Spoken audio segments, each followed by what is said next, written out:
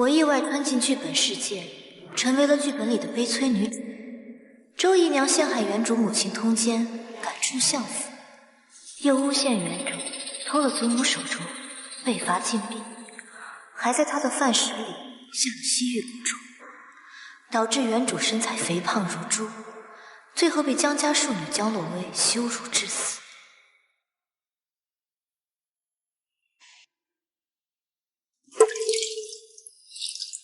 我可不是原主，想要害我的人，我只会10倍、100倍的还回去。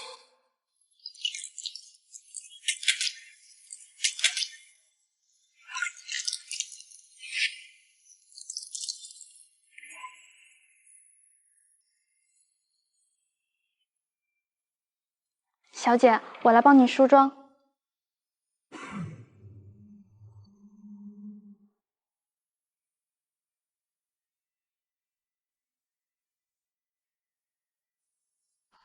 小姐，你真的要违背老爷的命令擅自出去吗？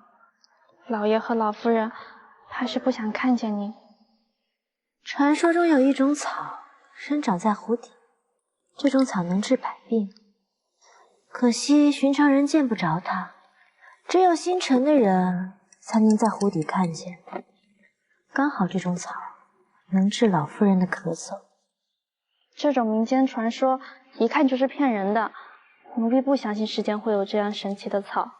不信，那就对了。小姐说什么？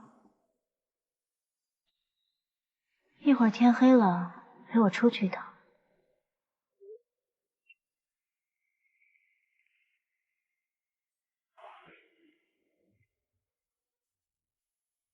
小姐，院子的门锁着，咱们要怎么？傅林，你翻过墙吗？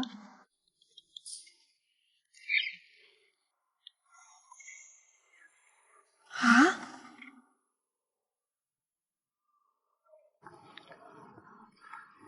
爷，还是没有长公主的线索。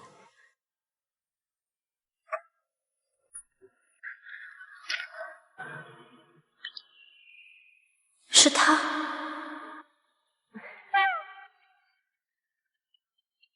爷，要不要我？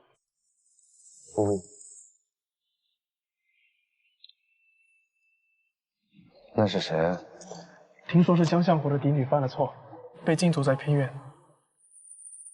江家嫡女，倒是有些不走寻常路。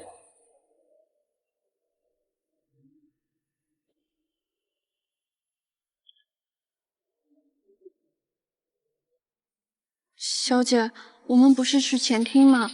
怎么来这湖边啊？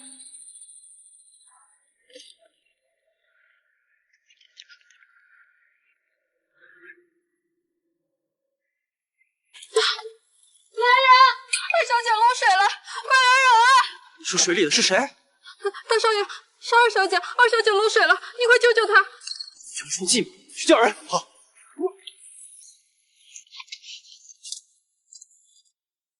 娘，明天早上还想吃点什么？生蚝，乳山的。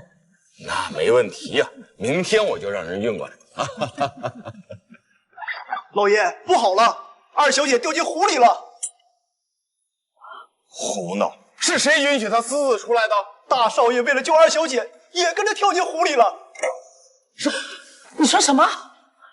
我孙子跳进湖里救那个惹祸精了？哎呀，老夫人，你可千万别生气，伤了身子。是啊，祖母，还是身体要紧。快带我去湖边，川儿千万不能有事。快去！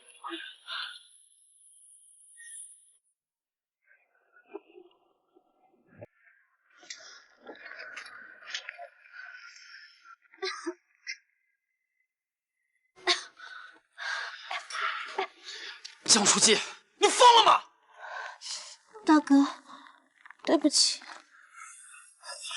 哎呀，康儿，哎呦，我的大孙子，你这浑身都湿透了，冷不冷啊？你没事吧？这个就是江初见。妇儿见过祖母，爹爹。难道西域蛊虫没有作用？他怎么比我还美？他不是被关禁闭3个月吗？怎么跑出来了3个月不见，妹妹的变化可真大呀！看来娘亲把你照顾得不错嘛，弄得我都有点羡慕。姨娘对我的好，初儿都记在心里。这都是我应该做的。不过听闻你被父亲关禁闭3个月，那你怎么又会提前出来掉进湖里，还让川儿迫不得已跳下去救你？就剩几天你都待不住啊？非要在祖母寿诞的时候跑出来吗？啊！若是因为你川儿出了事儿，你看我祖母，我没事儿。也得亏你没事啊，要不然我饶不了这丫头。对不起，祖母，都是初儿不懂事，以后我再也不会了。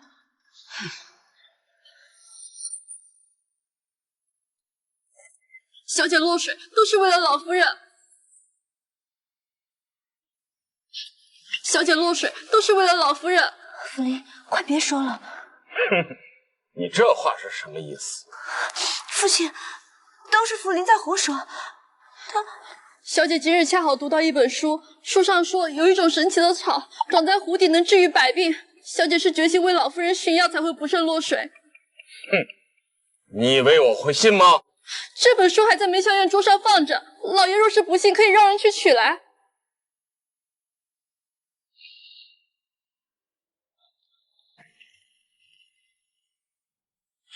这种胡编乱造的神话传说你也相信？哪怕只有一丝希望，初儿也愿意冒险一试。只是没想到，连累大哥下水，都是初儿的错。初儿愿意受罚。你这孩子，以后不准再干这种冒险之事。初儿谨遵祖母教诲。老爷。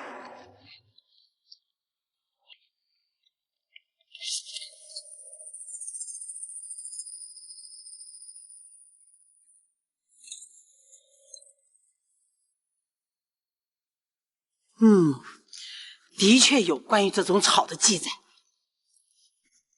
那我问你，为什么你自己不解释，偏要丫鬟替你辩解？不管什么原因，女儿违背了父亲的禁足，就是错。女儿理应受罚。初儿，难得你这么懂事孝顺，先起来吧。之后的禁足，初儿再也不会偷跑出去，惹爹爹生气了。罢了罢了，这孩子啊也是为了我才干这种傻事儿，今天便解了你的禁足。谢谢祖母，谢谢爹爹。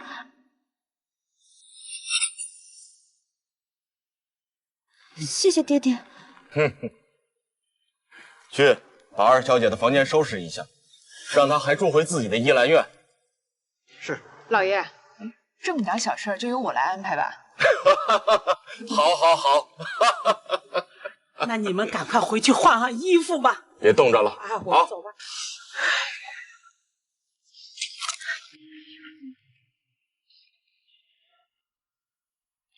早点回去歇息吧。大哥，这件斗篷，初儿洗净之后就会还给大哥。大哥为了救我，浑身都湿透了，初儿真的很感激。你我本应该是最亲近之人，可你为什么要干出偷盗这种令人不齿的事？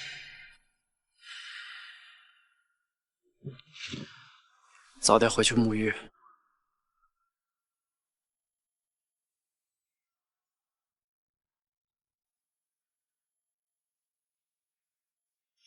娘，你不是说已经把细玉蛊虫下到那个贱人的饭菜里了吗？为什么他的身心还会如此鲜血？难道我们之前的努力都白费了？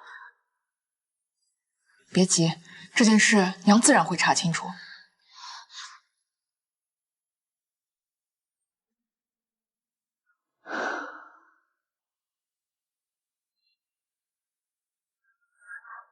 小姐，你发烧了？不是，只是做个实验，服用了一些会让体温升高发汗的药，看起来与发烧无异。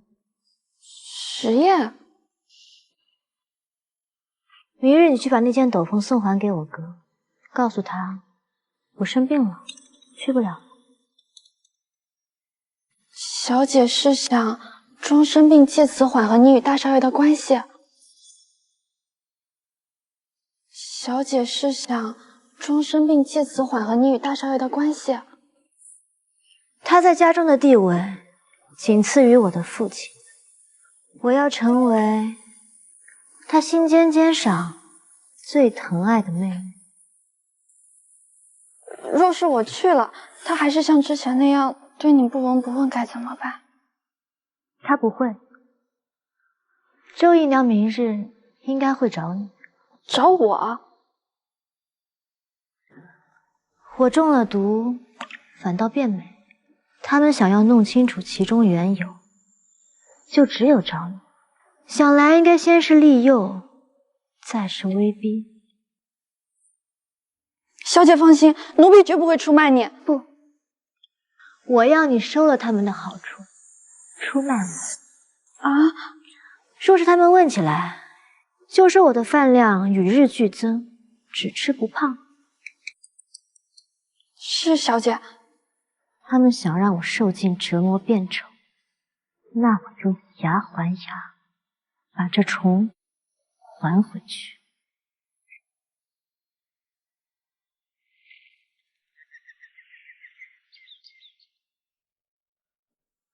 初儿，昨夜回了怡兰院，睡得可好？劳烦姨娘牵挂，初儿睡得很好。姨娘这么早过来是为何？初儿，之前你只有福林一个贴身丫鬟，哎呀，实在不符合你相府嫡女的身份。如今你都解了禁足了，我便挑了2个丫鬟来服侍你。多谢姨娘关心，我没那么娇气，有福林伺候我就够了。这怎么行啊？这要是传出去的话，那外人会觉得我这个当姨娘的苛待你。你们2个还不快去服侍小姐？小姐，我们帮你洗漱。这么快就想在我身边安插眼线了？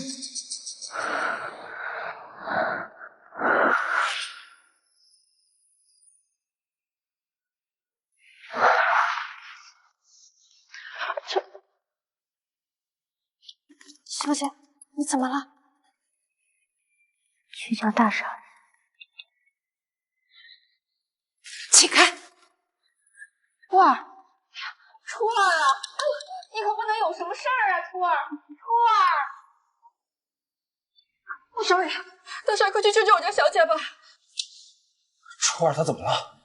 我家小姐在湖中受了风寒，昨夜便发起烧来。周姨娘强行留下的2个丫鬟动作粗鲁，一下就让小姐体力不支，晕倒了。昨夜就发烧，为什么不去找大夫？我生怕老爷和老夫人也反感，便不敢伸手。去一趟怡兰院。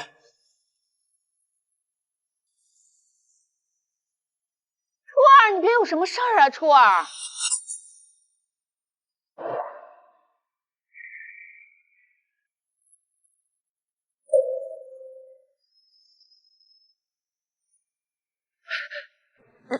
燕川，你怎么来了？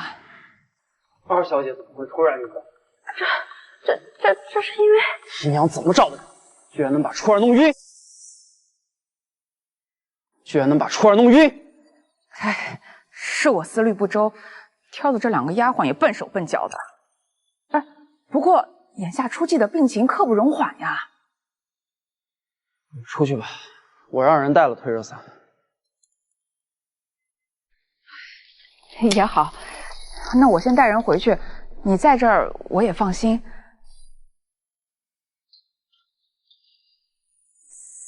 死，江彦川什么时候这么关心江初季了？他不是最看不惯人品低劣之人吗？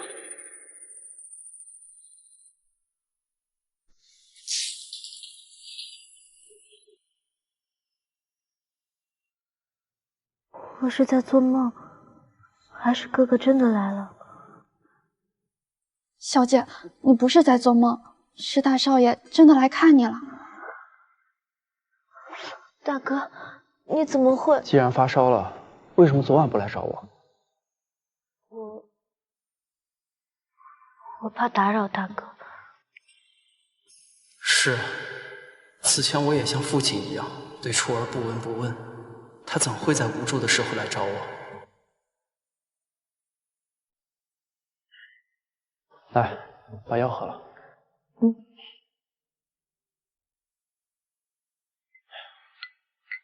我来喂你吧。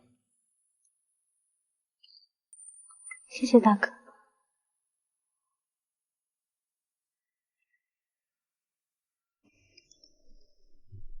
那个斗篷是你亲手洗的？那个斗篷是你亲手洗的？嗯。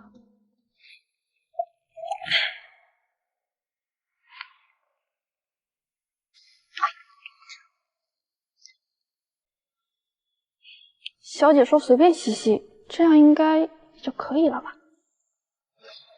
昨天我帮哥哥把斗篷洗好之后，又放到火炉旁晾干，然后……哎呀，糊涂！这种事情交给下人做就好了嘛。那么大一件斗篷，要耗费多少体力？一件衣服而已，能有身体重要吗？这是哥哥第一次帮我，我想自己洗干净，然后还给哥哥。药喝完了，早点休息。哥哥，怎么哭了？还不舒服？哥哥，你能不能留下来陪陪楚儿？好，等你睡着我再走。我知道哥哥讨厌我，可是哥哥，我真的没有偷足我的玉镯。你说什么？原主每次被陷害都会默默流泪，难道还指望别人还你清白？所有的冤屈，我替你洗刷。我好不容易才回到大家身边，生怕父亲又把我给送回去。我怎么会做出这种偷盗之事？只是没有人相信我。你是说这件事情有人陷害你？这件事情有人陷害你？我不知道，我只希望哥哥能相信我。如果妹妹被陷害，谁才是最终的受益者？难道是周姨娘？这件事情我会去查，如果真的有人陷害你，我会替你做主。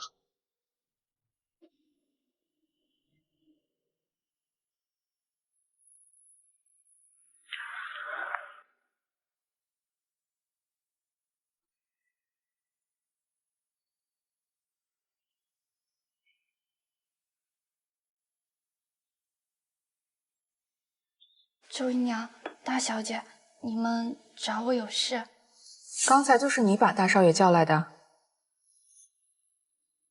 对不起，姨娘，我只是担心我家小姐。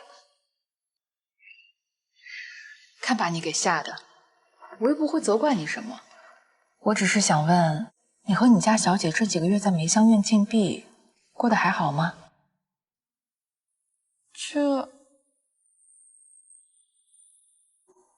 这是姨娘体恤你照顾二小姐，特意赏给你。多谢姨娘，姨娘对梅香院格外上心，我和小姐过得很好。那厨房给你们家小姐送去的吃食，你们小姐也都吃了？他们若问起我来，就说我的饭量与日俱增，只吃不胖。这是自然，小姐饭量与日俱增，可偏偏小姐只吃不胖。只吃不胖？那你说的可是真的？靠着一只蛊虫就能拥有狂吃不胖的体质，甚至还能变美？那我为了保持身材，多年来苦苦的节食又算什么？你先回去照顾你们家小姐吧。若日后我叫你过来问话，你便过来，赏赐少不了你的，明白吗？府里明白，府令一定知无不言，言无不尽。那就好，记住，别让你们家小姐知道我找过你。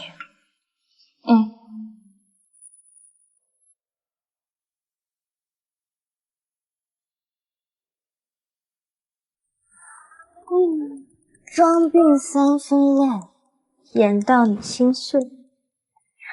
演戏演的我都累了。小姐，小姐，刚刚周姨娘找你了？是的，小姐真是神机妙算，我都已经按照小姐教的话回答了，只是不知道姨娘他们会不会相信我说的。你说的话，他们自然是不信的。不过，我就是要他们不信。小姐，这是什么意思啊？周姨娘想要知道蛊虫的功效，就要找到卖蛊虫的人。小姐知道周姨娘的蛊虫是从哪搞来的吗？若是对方和周姨娘说根本没有这种效用，那该怎么办呢？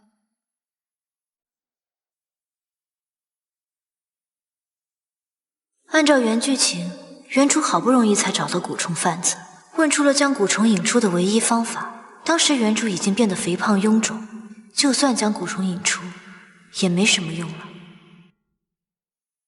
茯苓，你借着替我抓药的由头，找到这件地址上的铺子，把这2样东西交给掌柜的。若是对方不收咱们东西，那该怎么办？若是掌柜的不收，你就告诉他，若他想白赚1000两白银，就打开信看看里面写的什么，他自然会收下的。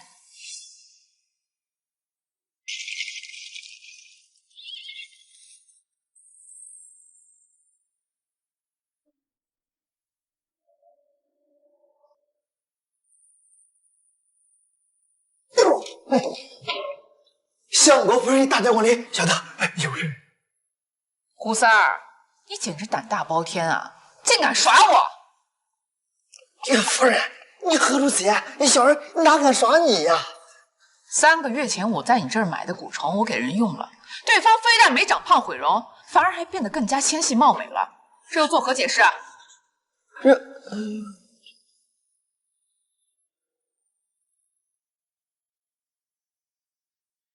掌柜的，这信上的内容可让你赚白银1000两。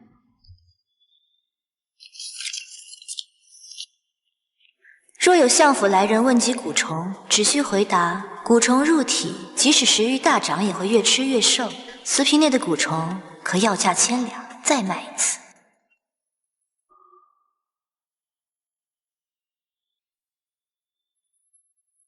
哎呀，夫人，多亏小人之前对这蛊虫没有研究全，这小虫能飞点宿主体内的食物，怎么吃都不怕。你说的可是真的？的确如此啊。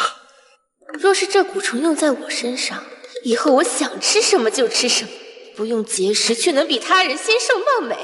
还有没有那样的蛊虫？给我也来一只。有倒是有，等一下吧。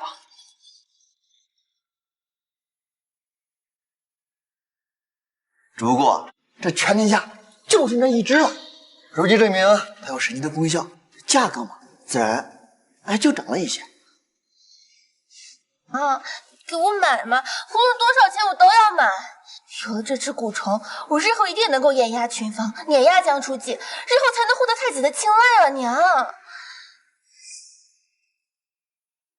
这蛊虫我要了，说个数。白1000两啊！夫人可愿意出？什么？之前不是50两吗？现在你要白银1000两，简直是狮子大开口啊！这蛊虫的功效一旦传出去，就是那些闺女们都会抢着来买。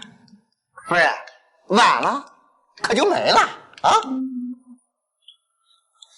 娘，那便白银1000两，把蛊虫给我，过2日我便派人把银票送过来。哎呀，夫人，这可不行，小人这里都是一手交钱，一手交货。多谢夫人。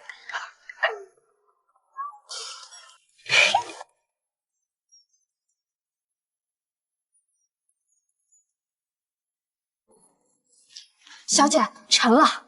我亲眼看到周姨娘从胡三那里购买了古绸。替我换身衣服，我也要出府一趟。小姐，周姨娘他们如愿上钩，不惜重金购买，您还出去做什么？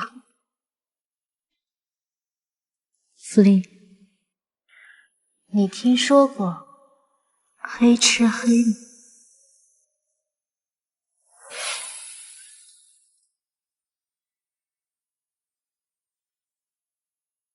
爷，我们的人盯着这位江家二小姐，一刻钟前她一个人出了相府。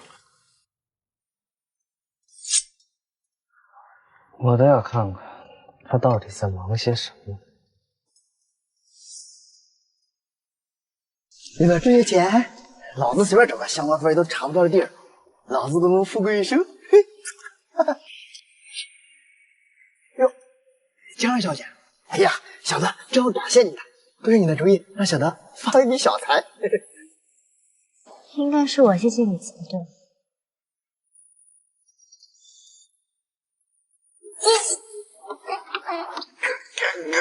像你这种黑心贩子，就该死。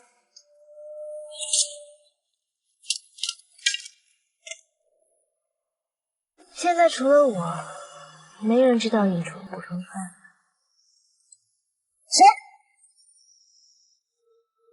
这个男人也太好看了吧！回来。我不认识你。你明明已经知道了我的身份，我可以装不知道。那你装一个试试。国公爷是要把我抓起来，还是要为了昨天晚上的事情把我灭口？看来你对我的身份很了解了。我可听说舒国公权倾朝野，乃是天下第一美男子。那你说说，你还知道些什么我的传闻？我还听说大人乃是天下第一杀人魔头，淋的寒狱如同人间地狱，老鼠进去了都得掉层皮。江二小姐，慎言。你果然是有趣啊！看来你平时的胆小懦弱都是装出来的。多谢大人夸奖。不是，这也能算是夸奖吗？大人若没什么事的话，我就先回去了。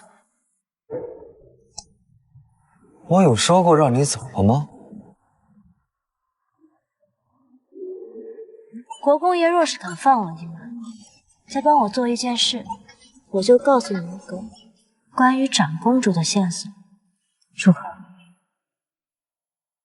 你是从你爹那里知道了这件事吗？我爹并不知道长公主被关在何处。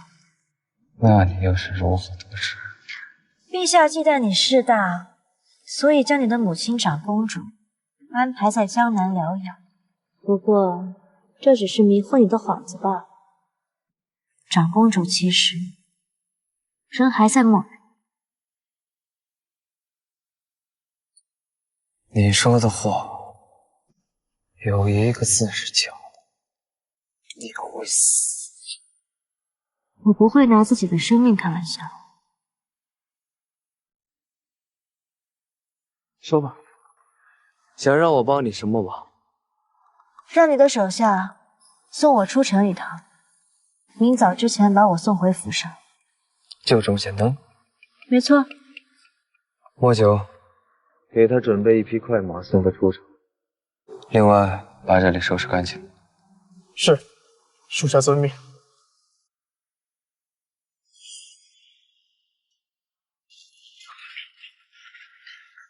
江二小姐，到了。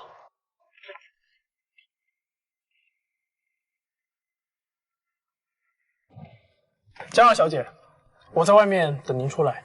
你不同我一起进去吗？我只负责驾车将你送来，待事情办完之后再将您送回去。但倘若我在里面遭遇不测，你跟你家大人应该不好交代吧？那我还是和你一同进去吧。除了保证您的安全之外，其他事情我不会做。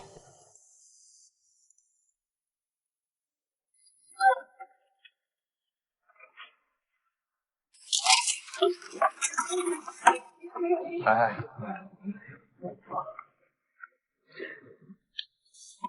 站住！你们是什么人？陈夫人被关在哪里？你问这个做什么？看见她腰上的令牌了吗？是黄御司指挥使命她随我前来。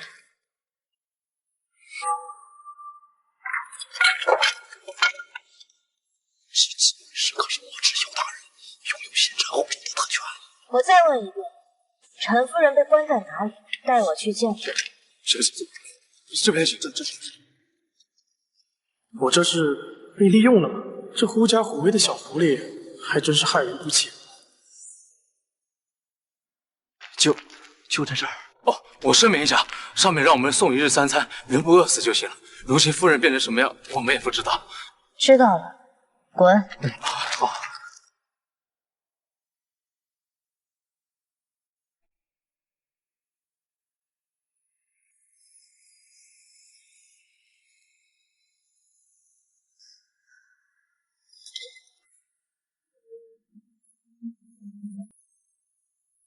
原主母亲陈氏被陷害通奸，关在这暗无天日的房间整整10年。我既然来了，就要把她的母亲从地狱救出来。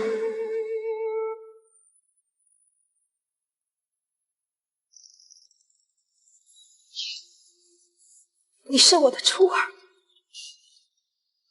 对不起，娘亲，我来晚了。我这是在做梦，还是临死前的回光返照？不然怎么会看到我10年未见、日夜牵挂的初儿？娘亲，时间紧迫，我们马车上手。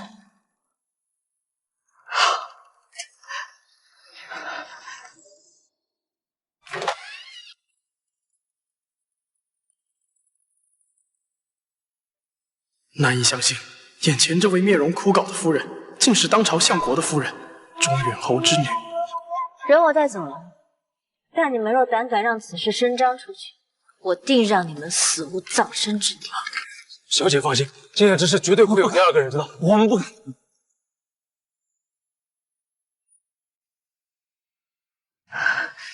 初儿，是你父亲让你来找我的吗？娘亲，你居然还对那个男人抱有幻想。他如果真的肯相信你，就不会把你关起来，更不会10年都不来看你一眼。看来是我多虑了，他还是不肯信。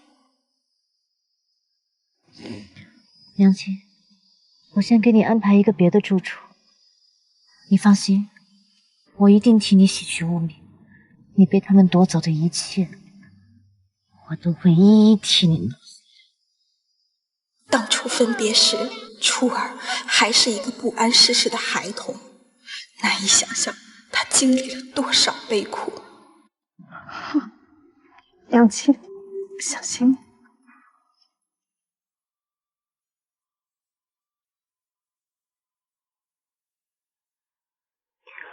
福林，小姐，小姐，你可算回来了！整整1夜，奴婢都快担心死了。我没事，只是发生了一点意外，不过也算是因祸得福。小姐，今日是初一，按照惯例，您和大小姐得去给老夫人请安，陪老夫人用早膳。我先睡一觉，我才不做委屈自己的事。小姐，这事可万万不能迟到，否则老夫人会怪罪的。知道了，出去吧。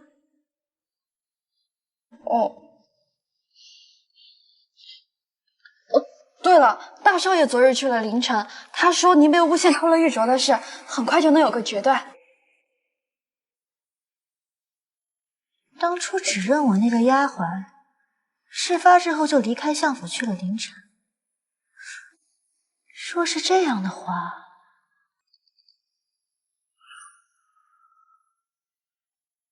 慢点。咦，初季那丫头怎么没来？难不成没人告诉她？妹妹想必是贪睡起不来，所以才来迟了。第一次陪我用早膳就迟到，真是一点礼数和规矩都不懂。罢了，不等她了。抱歉，祖母，初儿来晚了。你还知道你来晚了？都是初儿的错，光顾着给祖母采集无根水，没有留意到时间，还请祖母责罚。无根水，初儿看过书上记载，说这无根水便是清纯的露水，用于制药也是极好的药引。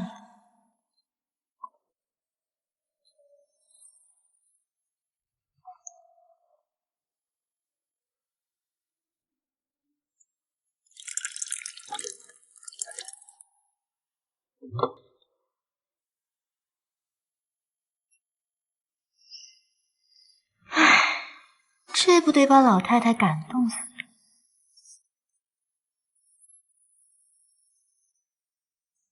一片叶子只有一滴露水，挤满这一小瓶露水，那要耗费多少精力啊！你处处心系祖母，祖母啊，怎么舍得责罚你？一晚上采集了这么多露水，累坏了吧？我不累，祖母。一晚上不睡觉采集这玩意儿，到底是真愚孝还是故意讨祖母欢心？可偏偏祖母就吃这一套。妹妹当真是有孝心啊，弄得我这个做姐姐的都自愧不如了。姐姐为了陪祖母用早膳，一大早就起来梳妆打扮，妹妹应该向姐姐学习才是。都是好孩子，既然都到齐了，咱们就用膳吧。是祖母。来，我没猜错的话，你已经迫不及待地把蛊虫吃到肚子里了吧？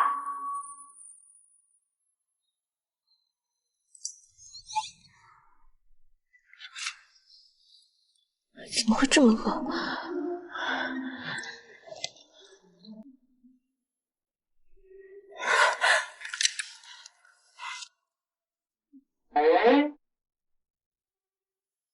呀，姐姐这是怎么了？是昨晚没吃饭吗？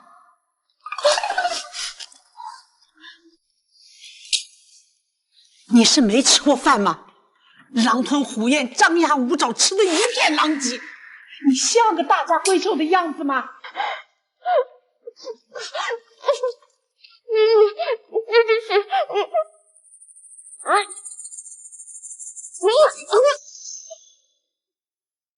你快来人呐，把他给我拉出去！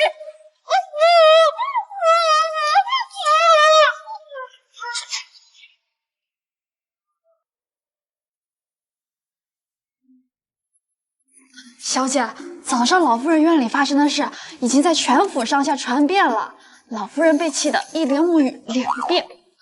这就叫恶人有恶报。我听说大小姐把自己关在卧房，连嗓子都哭哑了，就受不住了。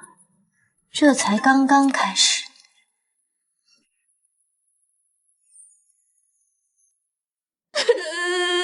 洛儿，别哭了。不是，那个蛊虫发作竟然如此厉害，我一点防备都没有。凭什么他交出去就能控制得住啊？想必是这蛊虫第一次进食才会如此厉害，之后应该就不会有这么大的反应了。可是我已经惹了祖母的眼睛，我还把东西，我怎么办啊我？你虽是庶女，但才名远扬，老夫人还是疼你这个孙女的。你莫要哭了，赶紧洗漱梳妆，随我去见老夫人。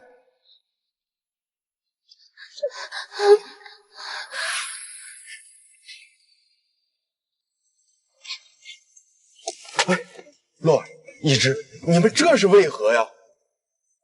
老爷，您回来了。都是洛儿闯了祸，我这才带她来请客。爹，都怪女儿为了5日之后的吉吉里饿得太狠了，一时吃多了没忍住，吐到了祖母身上。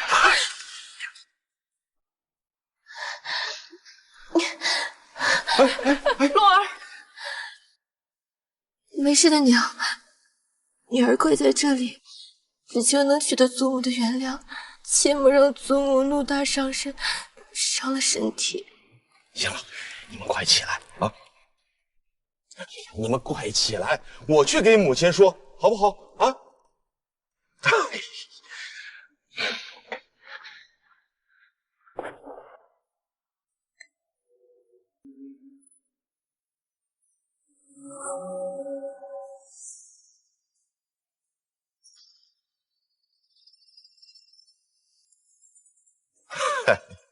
见过母亲。母亲，那洛儿也是为了能在吉祭宴上替咱们江家掌礼，那才饿成这个样子。您想，他要是能被皇上和太子看上，成了太子侧妃，哎，那咱们江家不也就跟着发达了吗？行了，你快让宜之和洛儿都起来吧，晚上一同陪我用膳。好，起来吧。洛儿，扶你娘回去。是，左伯娘。谢谢母亲体恤。比起这个洛儿啊，倒是这个初儿让我更不满意。他的姨娘和姐姐在外面跪了这么久，他竟不闻不问。哎呀，真是让我太寒心了。父亲，您回来了。初儿，你什么时候来的？就在刚才。初儿怕打扰父亲和祖母谈话，所以就没叫下人通报。初儿知道祖母没胃口，就去厨房做了点开胃养生汤，没想到父亲正好也在这里。好了，初儿，不要整日把心思放在讨好祖母的身上。做妹妹的，看着姐姐在日头底下跪了那么久，也不去安慰几句。初儿是想，若是姨娘和姐姐能让祖母舒心些，那倒也不用继续跪着了。好啦，也不是初儿的错，你回去吧，晚上陪我一起用膳。是，祖母。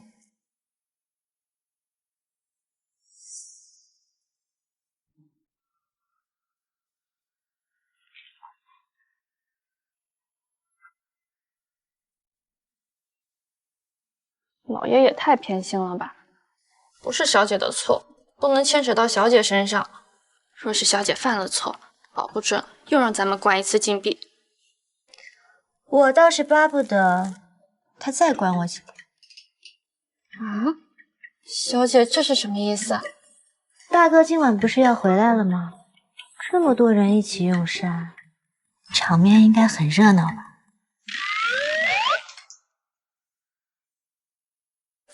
娘，吃块肉。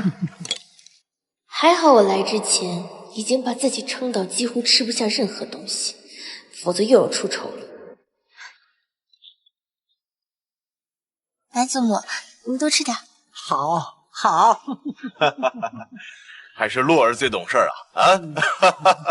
来，也给你加一块。谢谢父亲。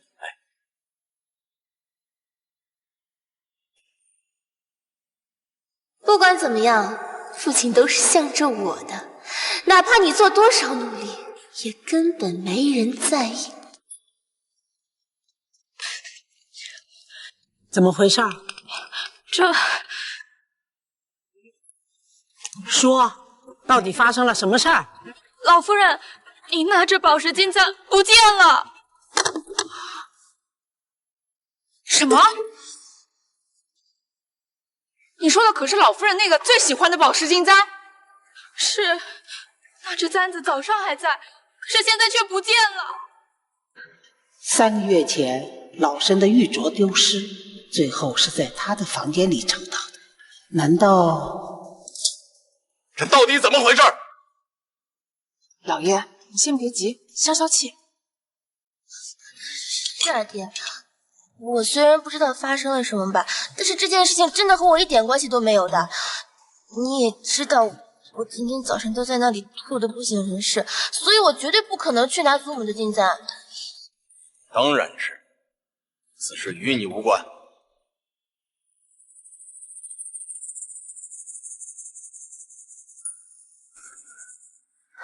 爹爹，我也没有，不要叫我爹，我没有你这样手脚不干净的女儿。那给我跪着，跪着！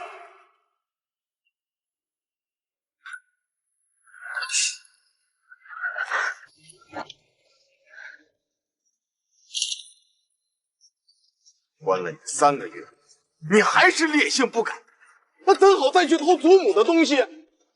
你这丫头，实在让我太失望了。以后别来我这里了。爹爹，祖母，我真的没拿那个簪子。初儿，都到这个时候了，你就别再狡辩了。你现在把簪子拿出来呀，说不定你父亲和祖母还能再原谅你一次。我把鞭子拿过来，我要好好教育一下这个丫头。她说不说实话？爹爹，你相信我，我真的没有。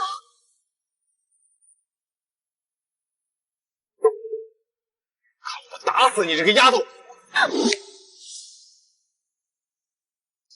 打死你这个丫头！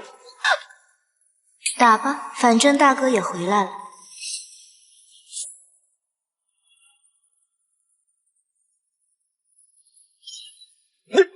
你这是干什么啊？哎呦，川儿，你怎么突然冲过来了？快让祖母看看你的手。哎呦，哥哥，初儿，是哥哥回来晚了，你没事吧？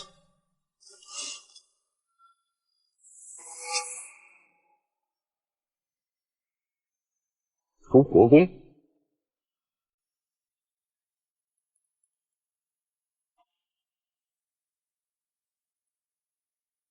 江相国，我在城外偶遇令郎，便同他一起来探望，但好像我来的不是时候。哼，我们家的小女犯了一些小错，我正在教导她，哈哈，让舒国公见笑了。那不知令千金到底做了什么事情，能让相武如此动怒？我家的二姑娘偷了祖母的金簪，气急之下，我才拿出家法，准备好好教育一下她。父亲说是初儿拿的金簪，可有凭据？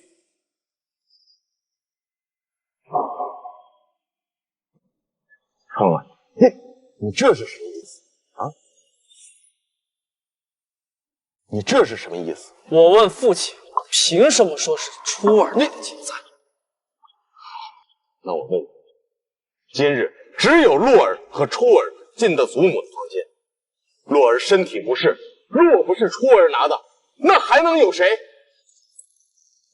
老夫人，金簪找到了。在哪里找到的？金簪不小心掉进桌缝里，是二小姐的丫鬟带我们仔细又找了一遍才找到的。父亲可曾听到？这就是你所谓的，除了初儿，还能有谁？哥哥别说了，都是误会一场，我也不怪罪爹爹。我知道祖母不喜欢我，我以后不来就是。我只是心疼哥哥。哥哥，你疼吗？这一鞭子要是抽在初儿身上该多好。傻丫头，要不是我及时赶到，你不知道会被伤成什么样子。江相国，你不分青红皂白就给人定罪，真是让我大开眼界。舒国公，让你见笑了。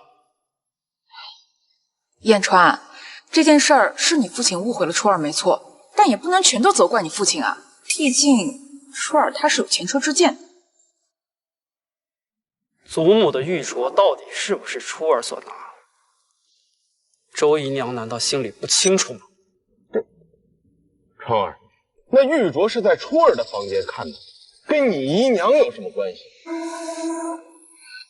燕川，我知道，我只是你父亲的一个妾室，人微言轻，但我到底做错了什么呀？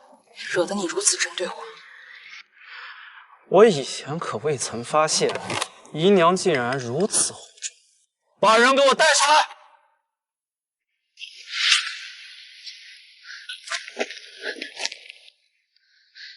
风儿，你不是回临城嫁人了吗3个月前，她离开之前跟您说，看见初儿去了您的卧房，出来的时候面色不对，袖子里好像藏了东西。后来没多久，您的玉镯就在初儿的房间里发现了，对吗？是呀。你自己说。都是我的错，当初老夫人的玉镯子根本就不是二小姐偷的。你说什么？我离府之前，周姨娘找上我，让我帮她做一件事，事后就会给我50两银子。我想着也没有什么麻烦事，我就应下了。说，答应她办什么事儿？周姨娘让我把老夫人的玉镯子放进二小姐的房里，又让我说些作证的话，好让二小姐百口莫辩。你胡说！我何时找上过你，让你诬陷二小姐？老爷，他血口喷人，你要相信我，我可从来没有做过这样的事儿。姨娘不承认也没关系，这副耳环可是你当初亲手塞进我手里的。这副耳环我早就丢了，原来是让你捡到了，今日用来诬陷我，这可就有意思了。平日里姨娘丢一件东西都会找下人盘问清楚，如今最喜欢的耳环丢了，你却连问都不问。大少爷，我已说出实情，银子和耳环我也皆会交还，求你别把我交给官府。父亲，这个死丫头明明是在诬陷我娘，你可千万不要相信她呀！好了，今日之事到此为止，把她押去送官。不，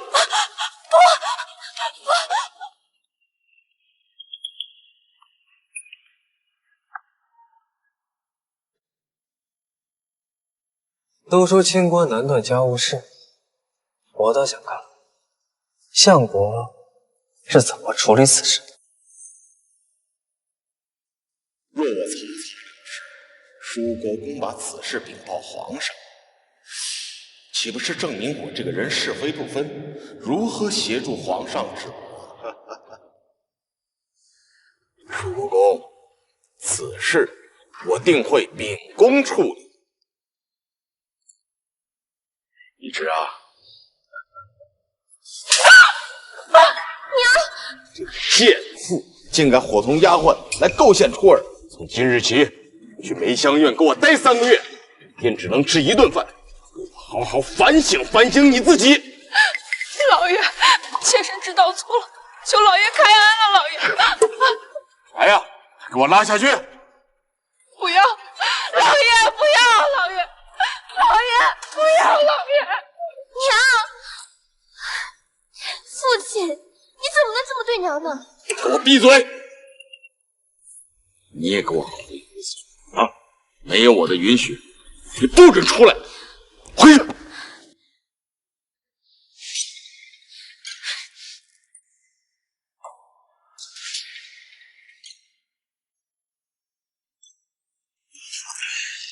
父亲，你想做什么？舒儿，今日之事是父亲做的不好，对不起。你有什么需求，你就尽管给父亲说。初儿不要什么补偿，初儿只要爹爹和祖母知道，初儿没有偷东西。还是初儿最懂事啊。这样，父亲呢，一会儿就让账房给你支50两银子，明天到街上去转一转，逛一逛，想吃什么喝什么，你就随便买啊，只要开心就好。初儿谢过爹爹。初儿，都怪祖母不好，祖母应该相信你的。不是祖母的错，初儿不会怪罪祖母的。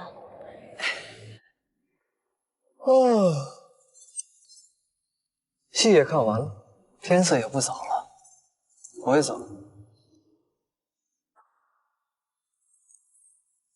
小骗子，真会装。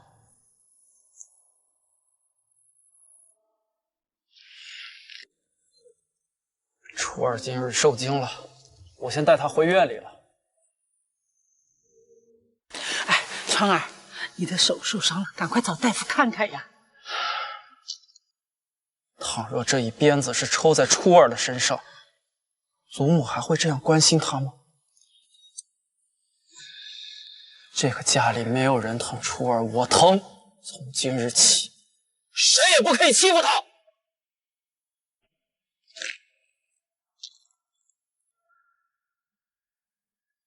看你眼睛红的，都成小白兔了。哥哥答应我的事，真的做到了。初二，对不起，大哥之前误会你了。你的道歉不值钱，曾经抛弃我的人，无论是谁，都不配得到我的原谅。大哥不用感到抱歉，能这样跟大哥相处，对初二来说已经很开心了。哥哥，你有没有想过我们的母亲？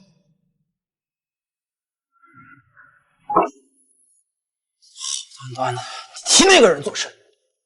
当年要不是无意间撞见，我都不知道母亲竟然会背着父亲和下人干出苟且之事。你有没有想过，母亲当年的事，可能也是被别人陷害的？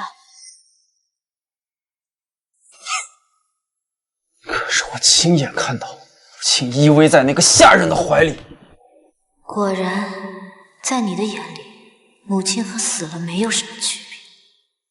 我不想再提起他。哥哥不要生气，那我就不提了。我没有生气，时候不早了，你早点休息。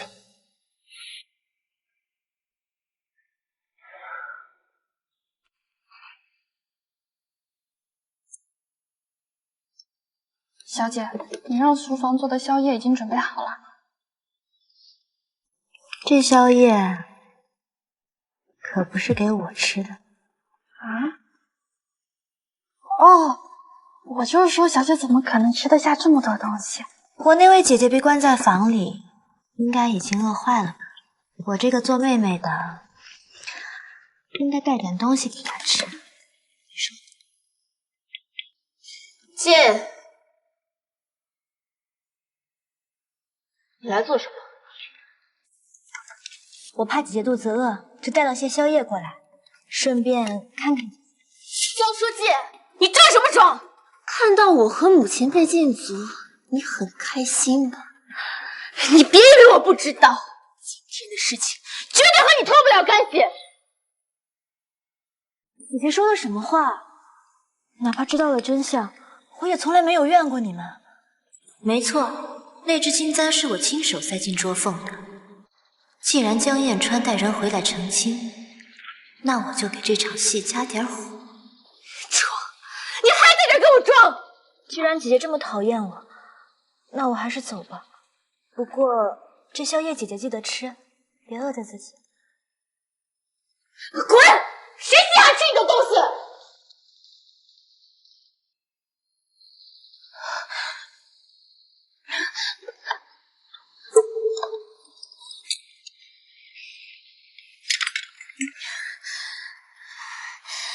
我看你还能得意到几时？母亲，初儿，你来了。这几日过得怎么样？娘很好，初儿不用担心。夫人，你是？夫人，我是傅灵。你是兰心的女儿？是我，对不起你母亲。兰心，这次过了，我也有些事要问你。初儿，你想知道什么？娘亲，我相信你是清白的，我要替你洗去污名，但是需要你将当年发生的事原原本本都告诉我。那一夜，我被周一之算计，失去意识。当我醒来的时候，你大哥便呆呆地看着我，附在一名下人身上。我就知道，这件事情果然是他做的。事后，周一之让你父亲命人打死了那名下人，烧毁了书信，把我关在那个暗无天日的地方10年。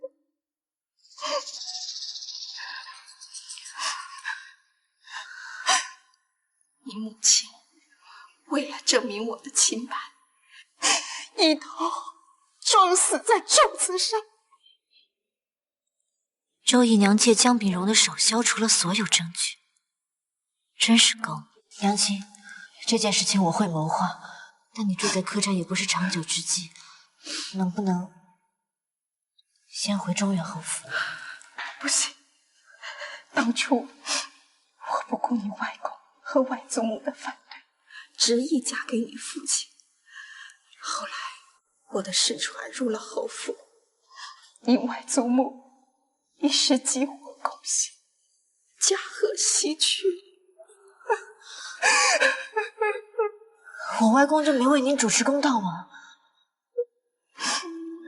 你外公对我失望透顶，直接说就当没有我这个女儿，任凭相夫处置。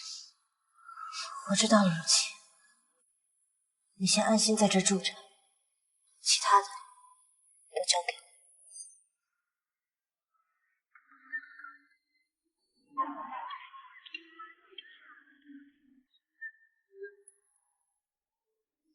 殿下，您特意屈尊降贵，出城为娘娘买了镇南斋的东西，娘娘一定会很感动。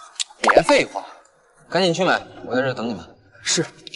在原剧情里，原主嫁给你这个太子，却被你和江洛威当狗一样欺辱，玩弄致死。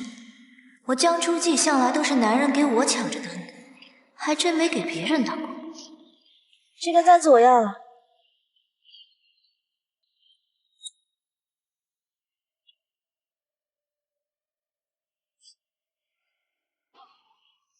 哥哥，你怎么才来啊？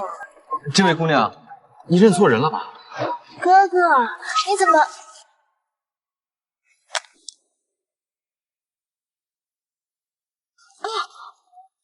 对不起，我认错人了。不妨事。姑娘，请问我把您是？你扇子踩坏了，可是我又没有带银子。不然这样吧，这根簪子就送给公子了，就当做给公子赔罪。其实你不用赔我的，姑娘，姑娘。跑得还真快，还没来得及问你名字呢。殿下，看到那个女孩没有？哦，帮我找到她。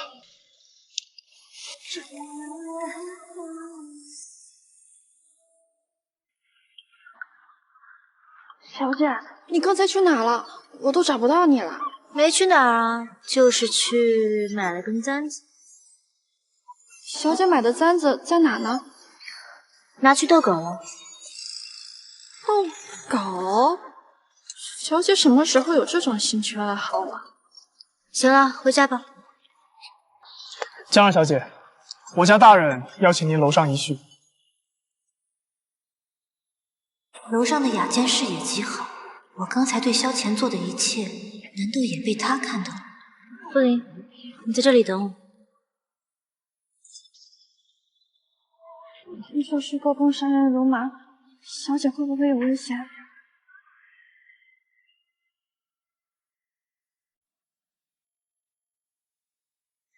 好巧啊，没想到在这里遇见大人。确实很巧。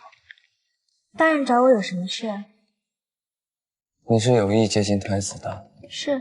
你以这种方式接近太子，你想做太子妃？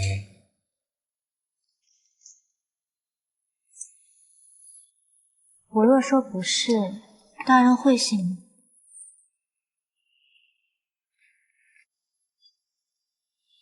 你也想让我像江家那样，被你这无辜的魔药耍得团团转？那倒不会，大人比他们聪明多了，我偏不要。所以对你，我只说实话。那你接近太子的目的是？我想让太子钟情于我，但是我又不想做太子妃。我只是喜欢那种别人喜欢上我的感觉，尤其是当对方位高权重、高不可攀。你说的位高权重、高不可攀，还包括我。大人说笑了，我哪敢有这个奢望？大人，要不要尝尝？我不吃甜食。是吗？那只好我吃了。哎呦，好酸啊！江儿小姐，你这是怎么自费？请大人问完话了吗？问完了，我就先回去了。魔九，大人有什么吩咐？送江儿小姐回去。那我就先回去了。这糖葫芦不算很甜，大人闲来没事也可以尝尝。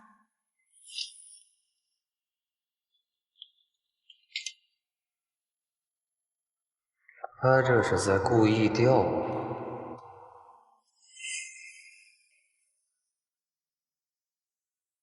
你究竟是谁？墨魂仙日啊！殿下，属下已经查到，刚才那位姑娘进入了相国府。原来是江相国的千金啊！难怪让我念念不忘。听说这位江相国的女儿有着京城第一美人的称号，才情也颇为出众，不少世家公子都对她爱慕得很。我看上的人，岂容他人亏欠？我要去找一趟母后。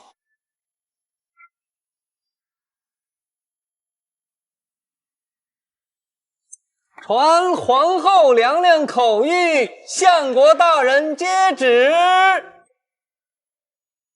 李公公，不知皇后娘娘请您前来所为何事啊？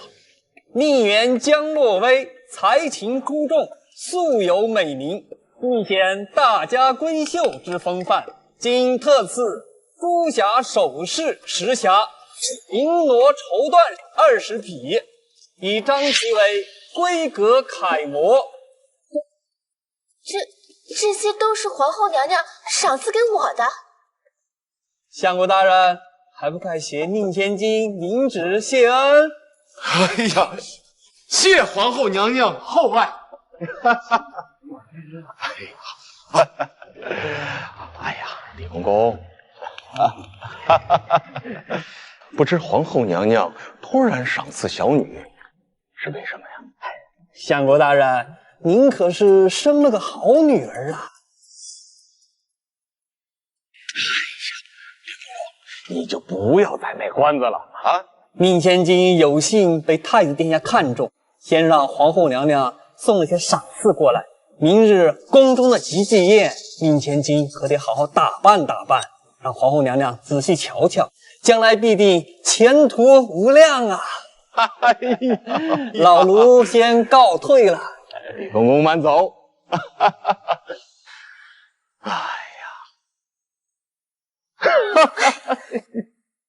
哎，罗儿啊，你是什么时候和太子殿下有交啊？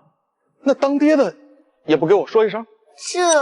哎呦，洛儿啊，我的好孙女，没想到你竟还有这本事，还没进宫呢就抓住太子的心了，真是祖宗保佑啊！我知道了，一定呀，是我的才情和美貌传到了太子的耳朵里，所以他才钟情于我的呀。姐姐才貌出众，被太子殿下看中也是应该的。还用你说？比起洛儿，初儿一个在寺庙里长大的野丫头，可就差远喽。别说攀上太子，日后啊，能寻个家世不错的好人嫁了，也就不错啦。我不觉得初儿比洛儿差在哪里，况且以后也不是什么人随随便便就能娶的。好了好了，把这些东西都送到大小姐院子里，以后伺候大小姐那都上点心，切勿怠慢。是。哎爹，你说我们家发生了这么大的好事儿，我娘却不知道啊。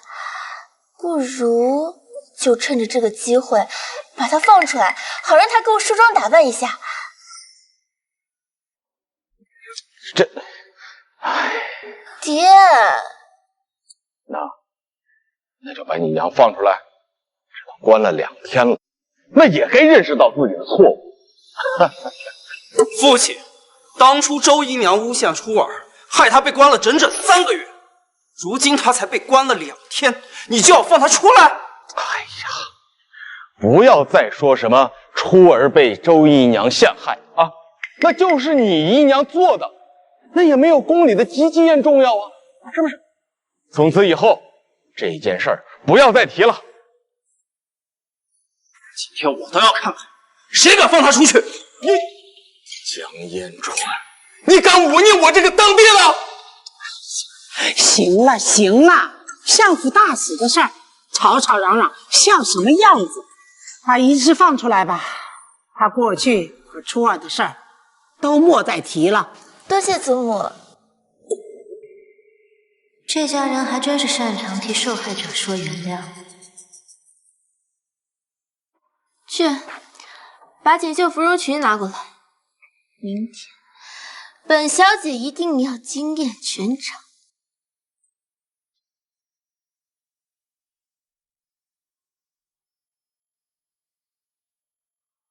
小姐，您的腰好像比当时量体的时候粗了1圈。在说什么蠢话？我刚刚游完，晚上腰部肯定会粗1圈。愣着干嘛？把软尺拿过来啊！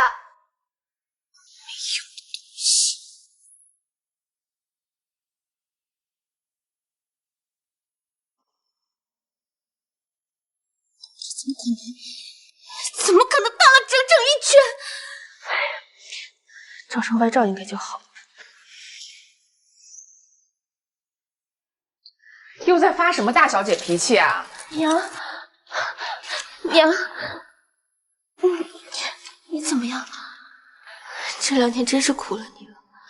如今我也被太子看中，可是就凭江书记如今的样貌，他若也被太子看中，恐怕他……哎呀，放心，他害我被关进那个鬼地方，娘怎么可能会放过他？娘，你可有计划？把我准备的东西拿上来。娘，这是您给我吉姐姐准备的裙子吗？好漂亮啊！别摸，这是给那个小妮子准备的。娘，你凭什么把这么好看的裙子给她呀？哎呀，傻丫头，娘怎么可能让那个小贱人压过你的风头？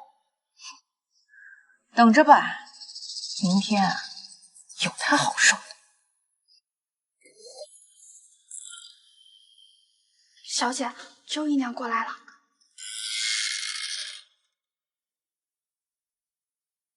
初儿，姨娘今日前来是专门跟你赔礼道歉的，希望初儿你能够原谅姨娘。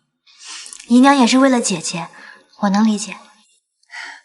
如此一来，姨娘便放心了。今日过来，也是有东西要送给你。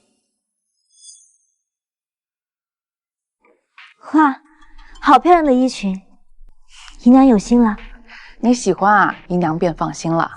你和洛儿进宫，代表的都是相府的脸面，你穿这个裙子去啊，肯定会光彩照人的。初儿只是觉得这条裙子太贵重了。面见皇后娘娘，自当庄重，你就别和姨娘推辞了。那好吧，初儿谢过姨娘。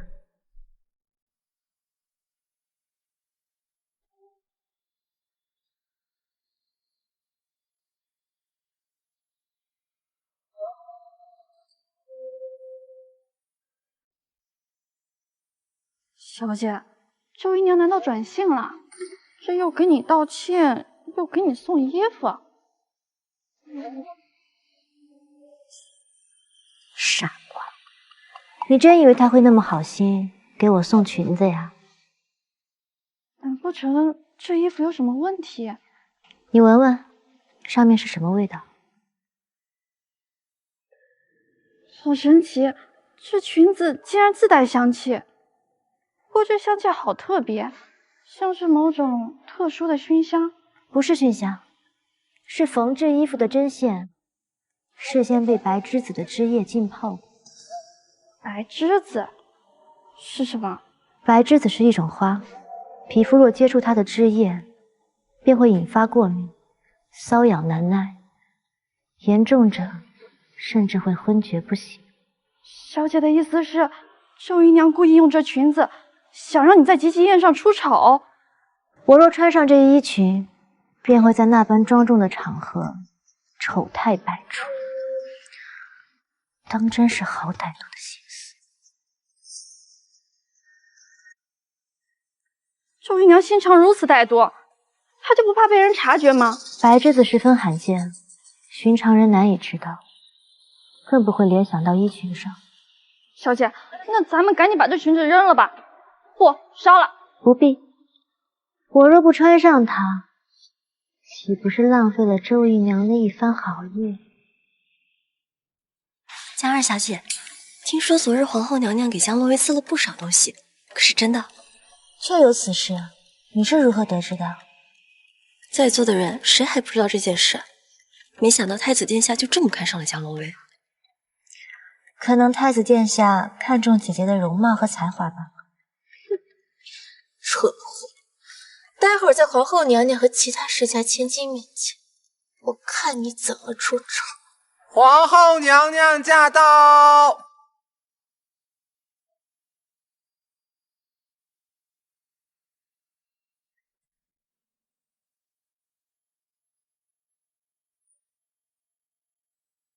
诸位千金，今日之宴，来本宫为尔等所设及笄盛事。及笄者，待成年之时，当知礼仪廉耻，守规格之德。谨遵皇后娘娘教诲。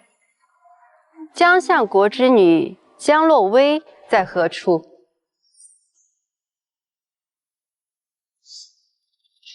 臣女江洛威拜见皇后娘娘。本宫一早听闻你的才名，今日所见，容颜甚是娇艳。你且上前来坐。谨遵皇后娘娘旨意。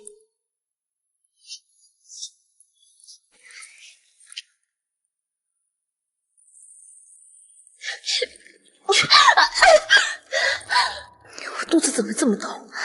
完了完了，这下得在皇后面前颜面尽失了。前儿怎会看上这般冒失的女子？这江洛威怎能在皇后娘娘面前如此失态？相国府的脸都被他丢尽了。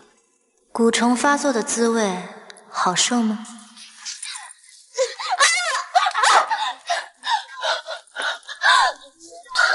民女身体不适，突然摔倒，惊扰了皇后娘娘，臣女罪该万死。罢了，你既然身体不适，便莫要再上前了，退下吧。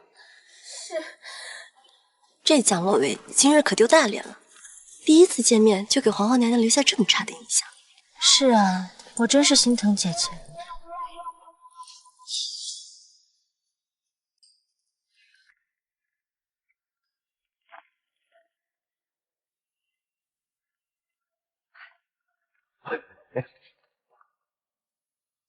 这位公公，不知道小女在吉笄宴上可否见到了皇后？她表现如何？不知皇后可否对她满意啊？这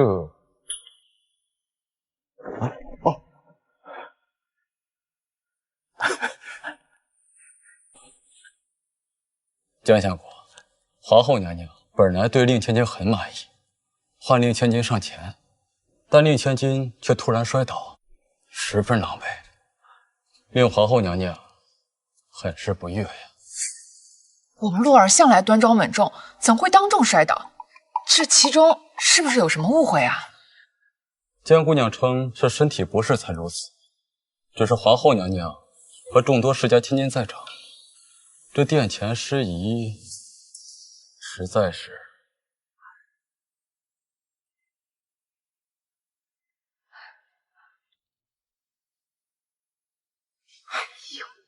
这洛儿怎么如此不中用？这下可好，怕是彻底断送了进宫的路啊！这个洛儿怎么能在这么重要的时刻，出现这种岔子呢？啊！哎，老夫人、老爷，太子对咱们洛儿那是一片痴心啊！只要太子肯为洛儿说几句话，这皇后娘娘还会计较洛儿这一时的失态吗？娘娘，那位就是相府二小姐。有其母必有其女，这样的人怎能入得了本宫的眼？你去将她赶走，本宫要回宫歇着了。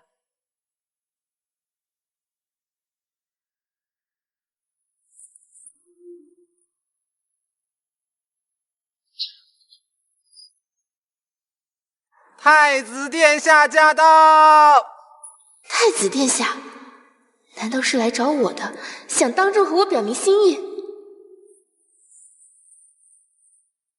相府千金是哪一位？回殿下，这位就是江家小姐。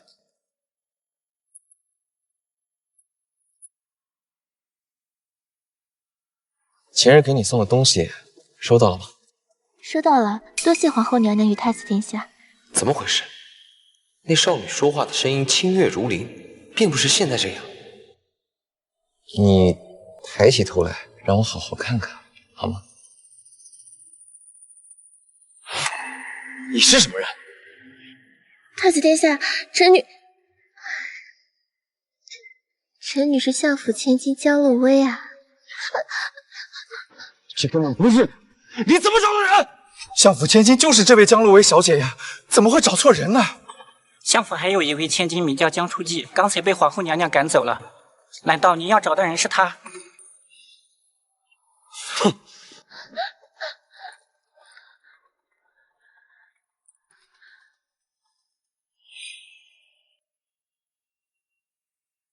姑娘慢走！是你？你怎么会在这里？太子殿下，你是太子？见过太子殿下。知不知道，我一直在找你。我刚从琼华阁过来，对不起，之前我怕吓到你，所以才对你隐瞒了身份。可你是太子殿下，太子殿下不是喜欢我姐姐吗？你听我解释，之前是我认错人了，得知你是相府千金，才把江洛薇认作是你，才让我母亲去相府送东西的。我怎么可能喜欢其他人？我一直喜欢的都是……好热闹！舒国公，你怎么在这里啊？陛下找我议事，议完了就出来走走。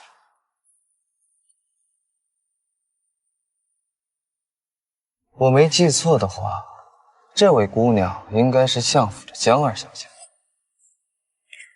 见过舒国公，我与太子殿下只是叙旧。叙旧？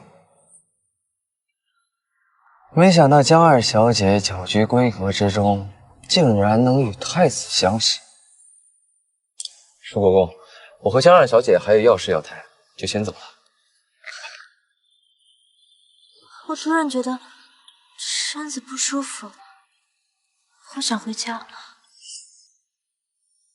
不舒服？哪不舒服啊？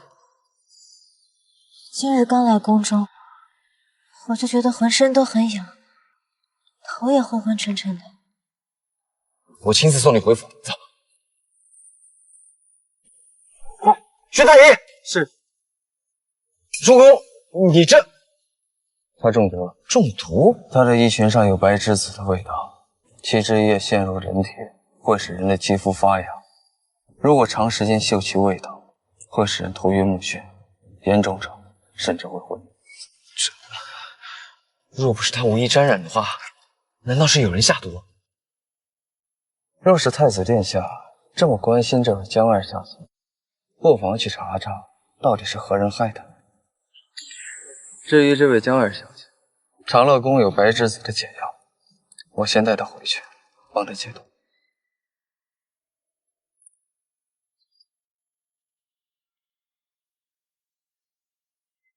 舒国公不过是偶然路经此地，顺势出手救人罢了。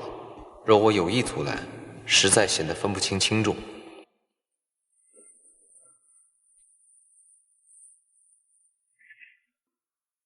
别装了，这里没人。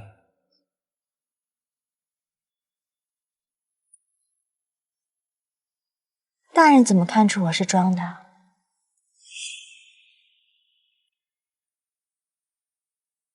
你若真中了此毒，现在身上应该红疹一片。大人既然看出来我是装的，为何又以解毒为由抱我回来？难不成大人看到刚刚的场景吃醋了？我从不吃甜食，更不会吃醋。我只是不想看着太子被你这个小骗子骗得团团转。大人说的都是真的。当然。嘴可真硬，若没半点在意，大可随便叫个工人直接把我抬到长乐宫，而不是一路上抱着我回来吧。唉，那看来是我想多了。你早就料到太子今天会找你，你想借他的手收拾谁啊？这件衣裙是我姨娘为我精心准备，为的就是看我进宫时出丑。我若是不做点什么，岂不是白费了她一番心思？啊，不过闻了这么久的气味，头还真是有点疼。大人既然抱我回来了，总不能不管我吧？那你想让我怎么管你？我也想喝水。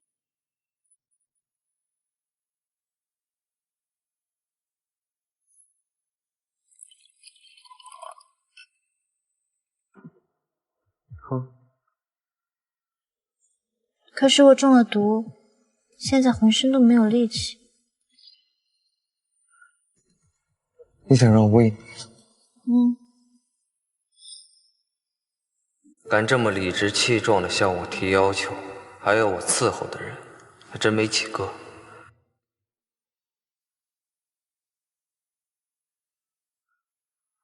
这下能喝了吧？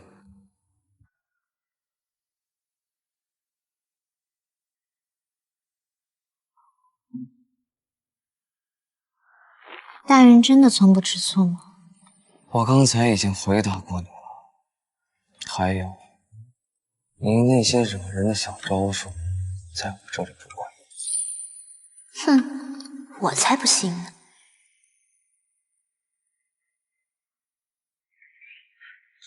洛儿，你可算回来了，今晚到底发生了什么事儿啊？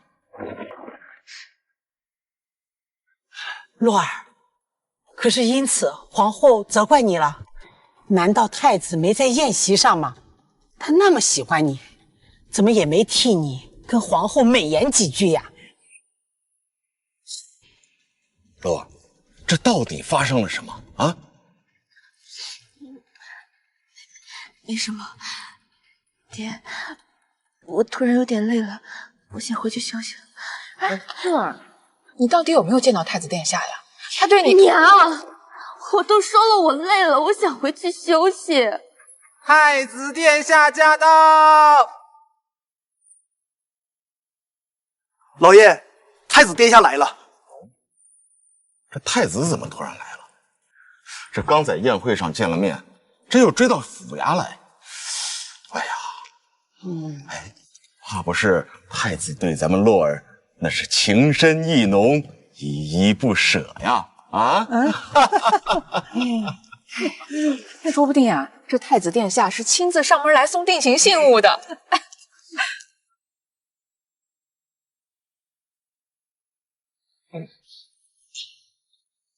太子殿下，您突然来到相府，有失远迎。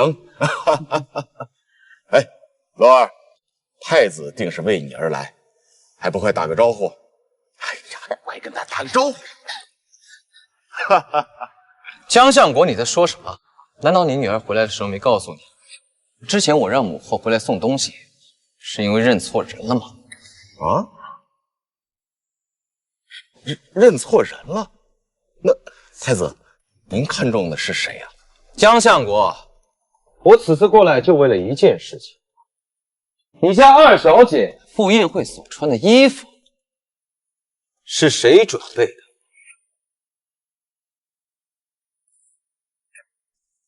难道是我家小女在宴会上犯了什么错，惹了皇后娘娘不高兴？难道是她穿的衣服对皇后娘娘有什么忌讳吗？江相国，你是怎么当爹的？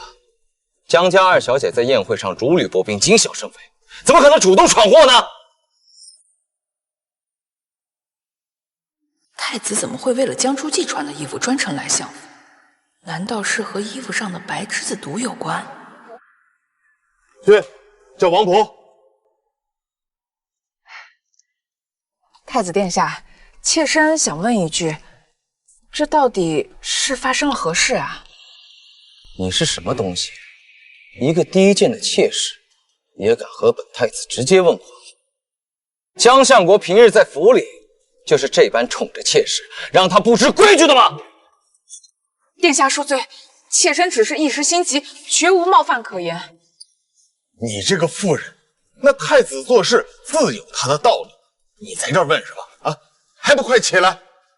是，妾身知错了。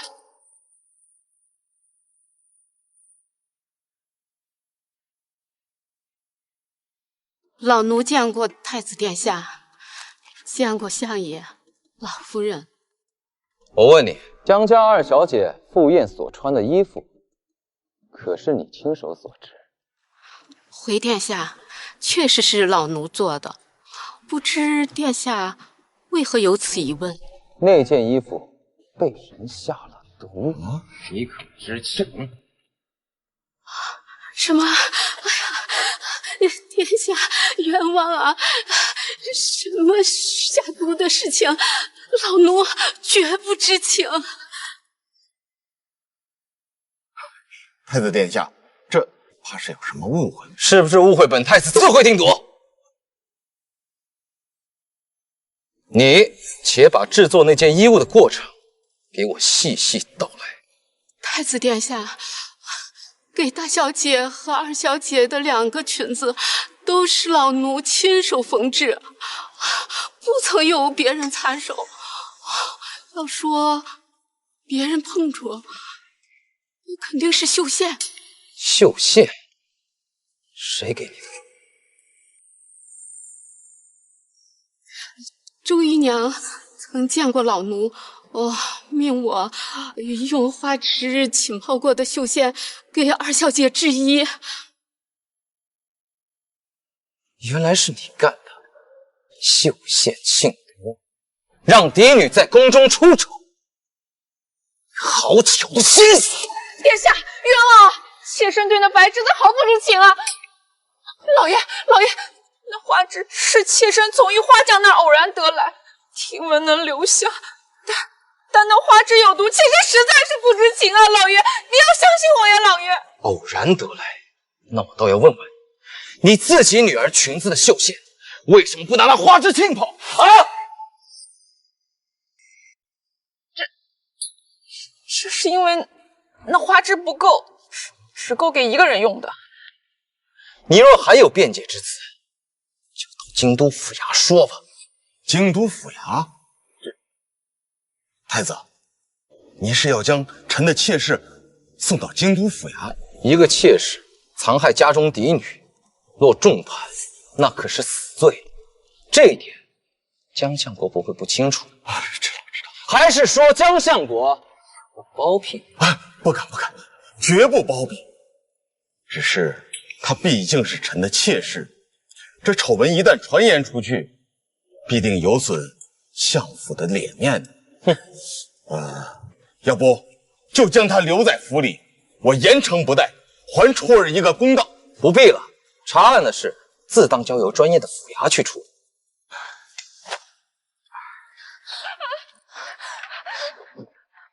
太子殿下，我娘绝对不可能做这种事情的。这其中是不是有什么误会？啊，这其中一定有误会。带走！走，太子殿下。娘，太子殿下。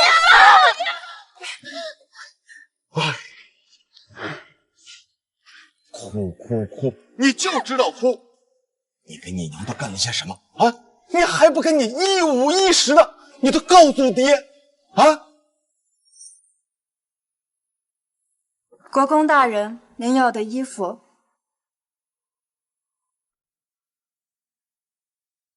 太子殿下驾到！参见太子殿下。江二小姐，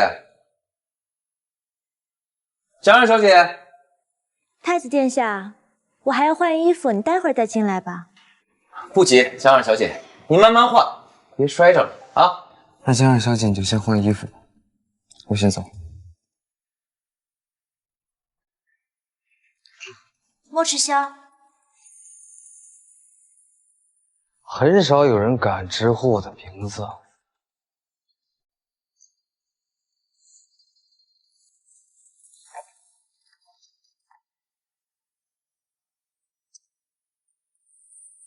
还说你不会吃醋，骗人！你就不怕萧乾现在突然把门打开？我只是一个中了毒手、无缚鸡之力的弱女子，总不会是我强迫了大人吧？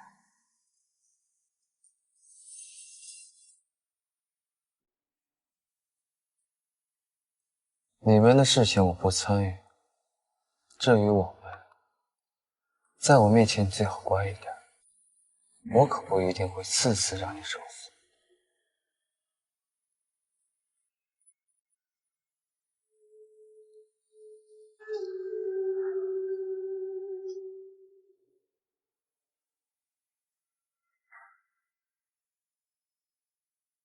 江二小姐，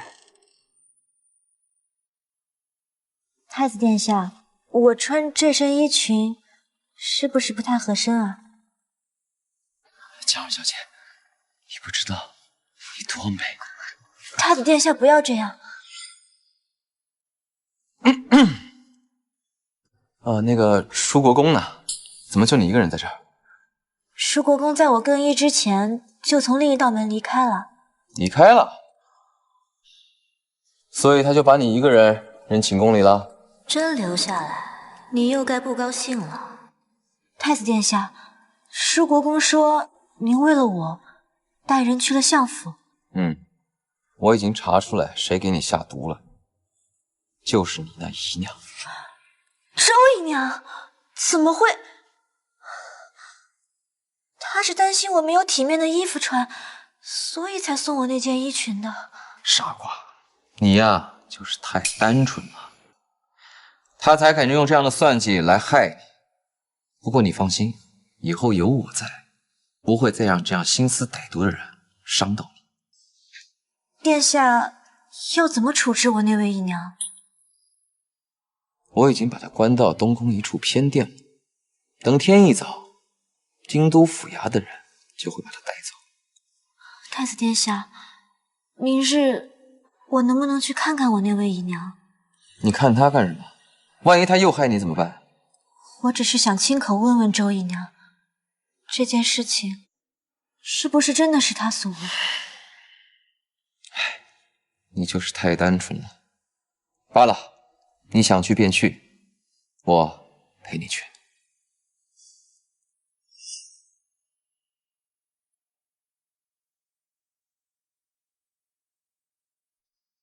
殿下，我想跟姨娘单独说几句，你能不能在外面等我？那好吧，记住，她如果对你有半分不敬，允教我。我知道了，谢谢殿下。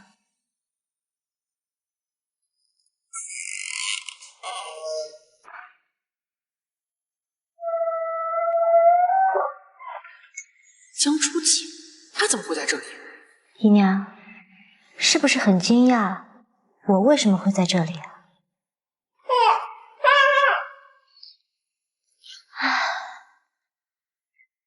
看姨娘这副表情，江乐威应该没跟你说，太子殿下看上的根本就不是他，而是我。什么？太子殿下看上的人不是洛儿，竟然是江初季。皇后娘娘送来相府的东西，也都是给我的，只是江乐威自作多情，认为是他罢了。偏偏姨娘和父亲祖母都一样蠢，就这么信了。你们这一家子真是愚蠢。我明白了，这丫头装出一副柔弱善良的模样，将所有人玩弄于股掌之间，当真是深沉又歹毒的心机。姨娘是不是很好奇，为什么我穿上了那条有毒的裙子，却没有在集集宴上出丑？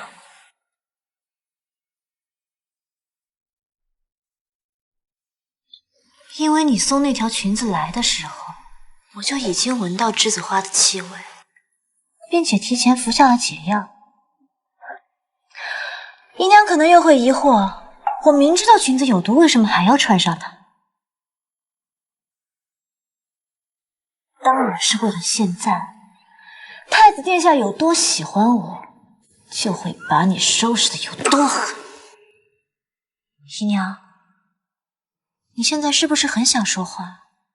要不然我把堵住你嘴的东西拿下来好了，毕竟你是我父亲的宠妾，这样实在是太不体面了。怎么了？没事吧？我没事，太子殿下。我本来不想再追究姨娘的事情，可是姨娘却……太子殿下，你千万别被他骗了，这个小贱人他都是装的。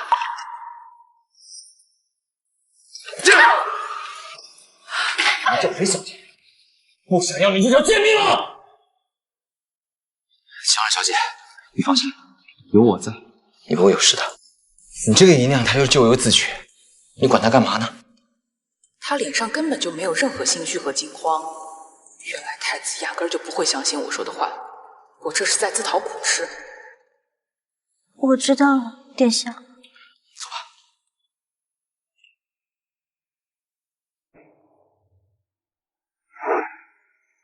天色不早了，太子殿下，我该回相府了。我送你回去，明日一早我便和何母后说，让你当我的太子妃。皇后娘娘到。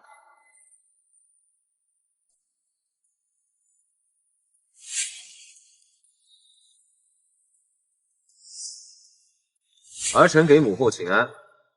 母后怎么突然来了？钱儿，我听说你去了一趟相国府，把他的小妾抓了回来，何有此事？回母后，确有此事。江相国之妾谋害嫡女，我这才找人把她抓到了京都府衙。之前是儿臣认错人了，后把江洛威认成了江初季。儿臣心意江二小姐，希望让她当太子妃，希望母后能够成全。我不同意。母后说什么？我说我不同意这个江初季做你的太子妃。为什么？一个做过通奸丑事的女人生下的女儿，如何能成为你的太子妃？日后如何能成为母仪天下的皇后？母后，且论这件事情是不是真的，就算是真的，也是他母亲犯的错，和他有什么关系呢？是与他无关，但他想做你的太子妃，绝无可能。对，就得这么坚决，不坚决怎么能虐你和你儿子呢？在原剧讲，苛责原主，折磨原主，也有你一份。太子这2日禁足东宫，无事不得外出。来人，将他送回相府，以后也不得他再进宫。母后，未免太过武断了。钱儿，母后是为了你好，你是储君，所有德才兼备、品行纯良的女子任你挑选，唯独这个江初季不行。不，我谁都不要，我只要江二小姐。还不快送她回去！别碰她！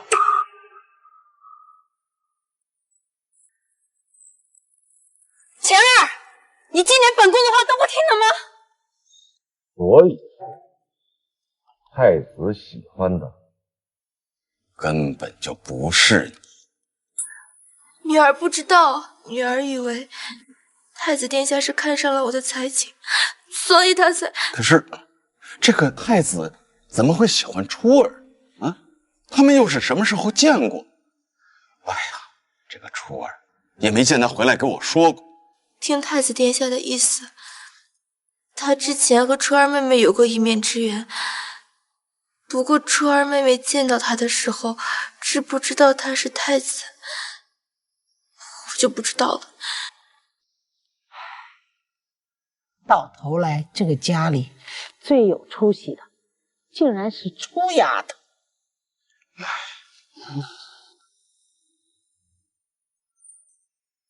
父亲和祖母之前不是一直都把心思放在洛儿身上吗？怎么现在又觉得初儿好了？父亲，周姨娘刚被你放出来，就又用恶毒的手段陷害初儿，如今她就算是在大牢里死了，也是咎由自取。哎，初儿，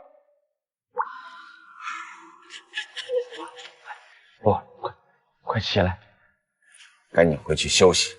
你娘的事儿呢，爹会想办法。谢谢爹。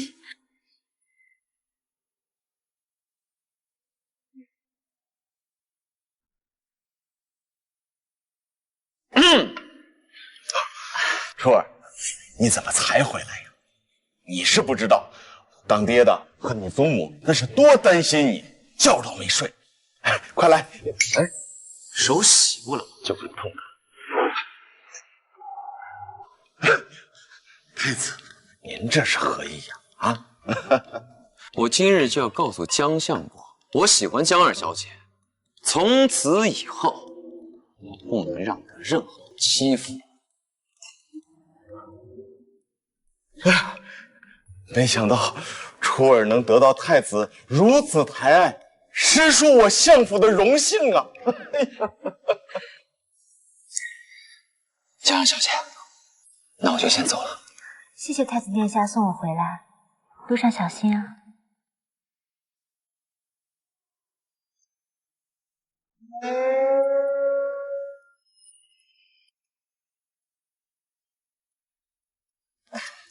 初儿，以前啊都是我们糊涂，被周姨娘迷了眼，让你受了委屈了。你可千万别跟祖母计较啊！祖母言重了，初儿哪敢跟您计较？初儿，这次你姨娘下毒的事儿，那就让他们仔细的审。洛儿呢，我也好好的教育过，不知可否跟爹说一下，你和太子是如何认识的？爹爹，初儿累了，先回去休息了。哎，你累？哼，他以前都不敢说累。罢了，他刚从宫里回来，当然累了，就让他回房歇息呗。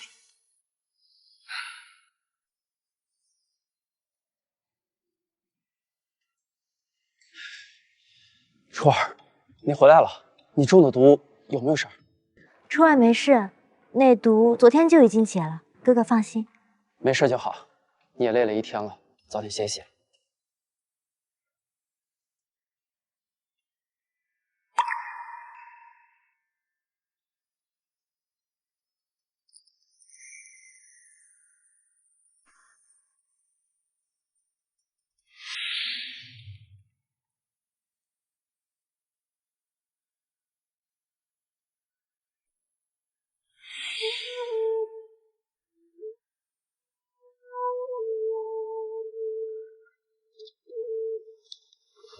福临，你替我跑一趟国公府，让莫九把这封信转交给舒国公。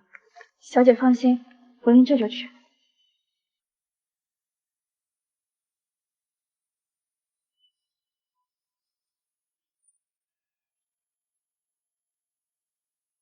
大人，江二小姐让人送了东西过来。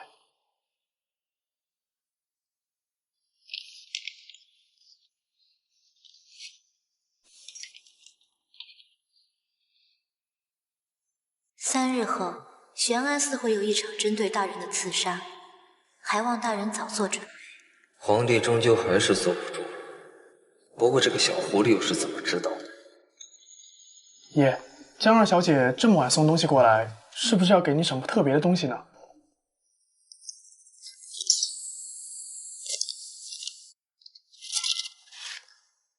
江二小姐给您送来一枚茶杯碎片做什么？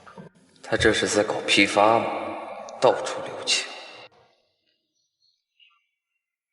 爷，您要是不喜欢江二小姐送的东西，我这就去把它扔了。放下。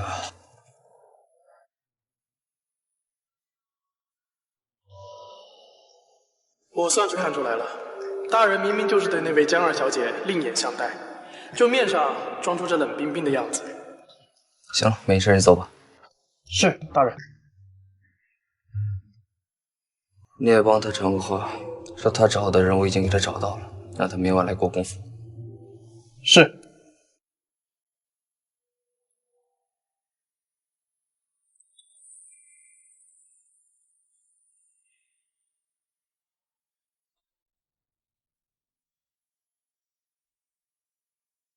小姐，老爷和老夫人特意叫你一起用早膳，他们还说您不必着急，收拾妥当再过去就行。小姐，咱们去吗？去。为什么不去？正好看看什么叫嘴脸。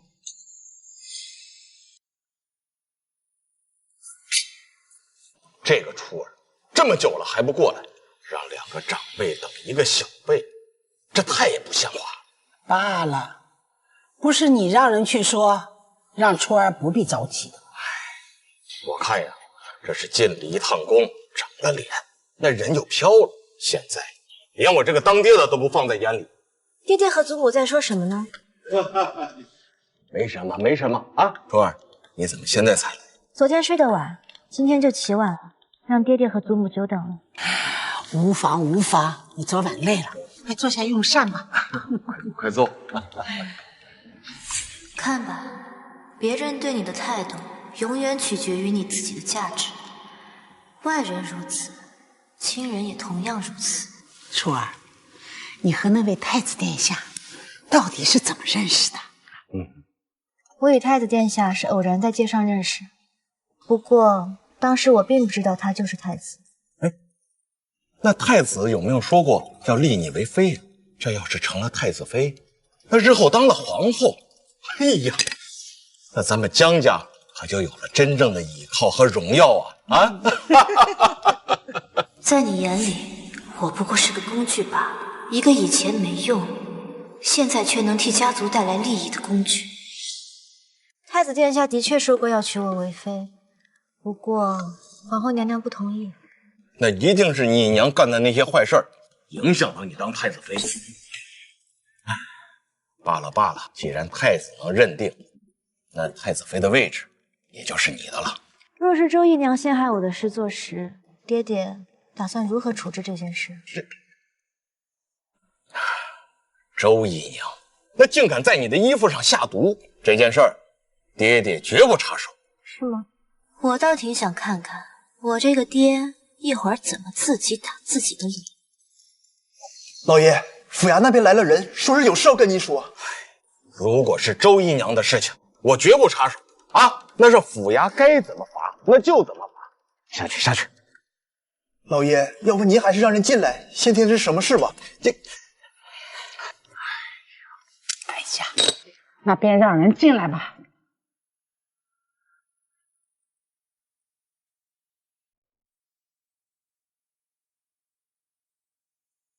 有什么事吗？相国大人，是关于您那位姨娘的事。昨晚我们审问了几句，她就晕倒了。什么？你要说晕就晕了啊？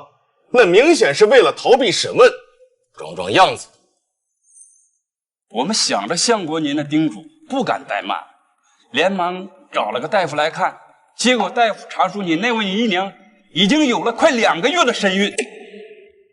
周姨娘有了身孕？是的，相公大人，您要作何处置？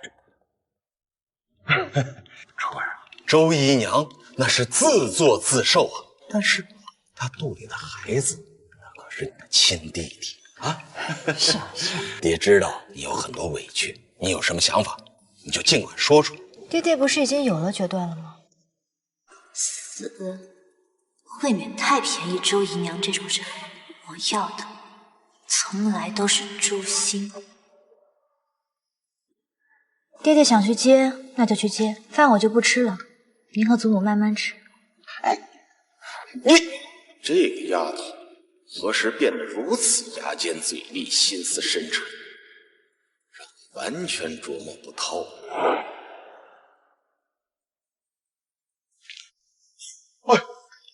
一只，你这头上，他们竟然敢对你用刑，这啊！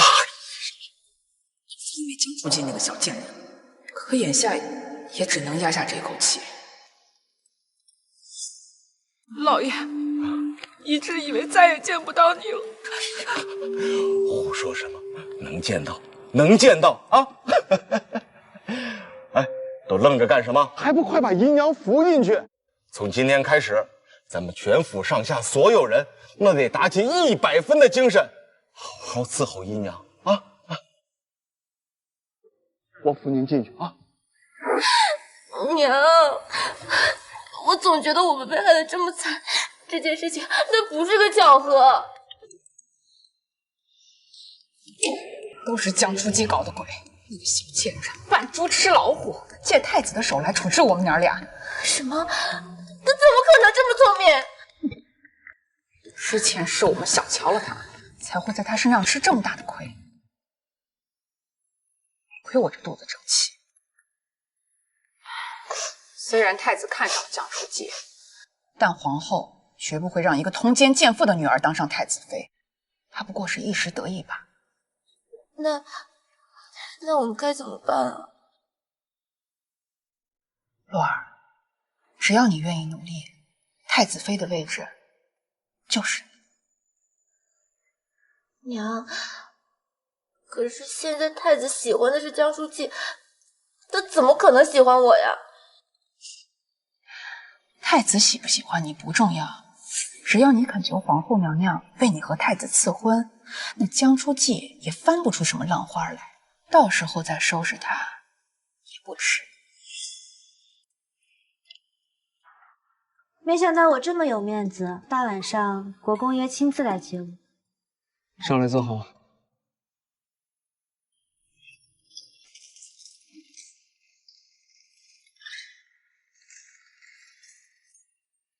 今天怎么这么乖？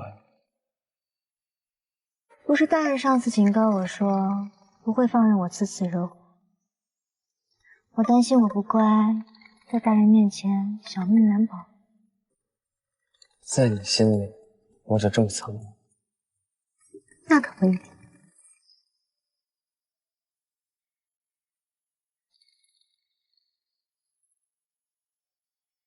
出来也不看看天色，今夜有雨，这么冷，还穿这么少。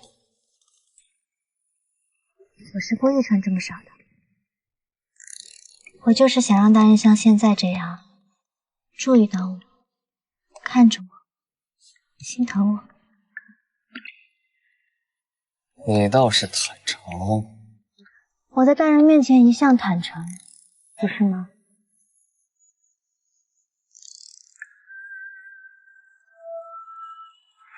嘴闭上。就知道这人嘴硬心软，口嫌体直。上次我寄给大人的碎片，大人收到了吗？该不会都没看见，跟信封一起扔了吧？给萧乾的是一枚簪子，到我这里就是一个茶杯碎片。你倒是越来越省事儿，搞批发也就算了，东西还越来越不值钱。那些给别人的东西，给了就给。那茶杯碎片，我自己还留了一片当纪念的。我跟大人一人一瓶。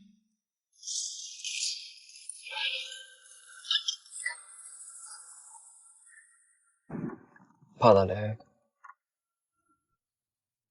不怕，你脸都白了。我装的。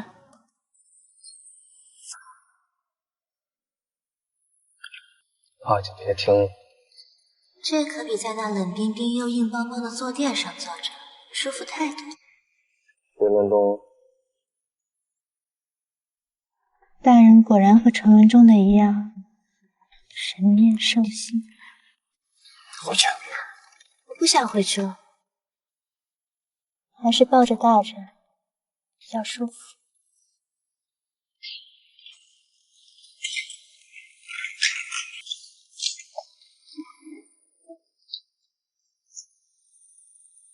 汪小姐，我来给您分析。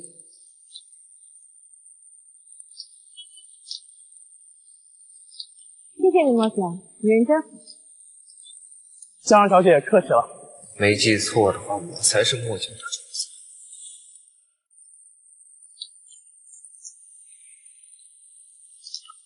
谢谢你。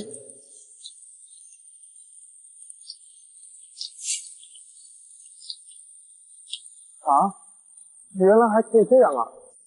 那我刚才岂不是抢了主子原本要干的活？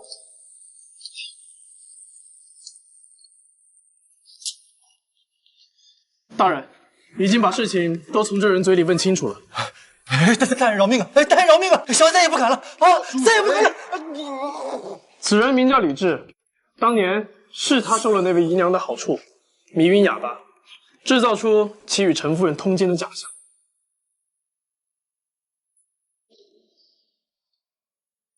能不能给我一把刀？你若想杀他，我替你动手。不用，那你要刀做什么？我想亲自割了他的舌头。江儿小姐，请。江儿小姐，原来是要为当年夫人报仇，可怎么会带上莫迟霄这个大人物？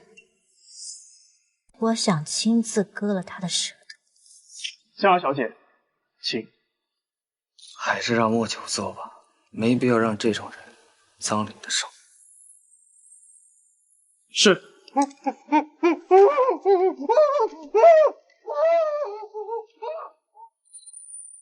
谢谢大人了。人已经见了，你现在要回相府吗？大人是想送我回去吗？随你。那就劳烦大人。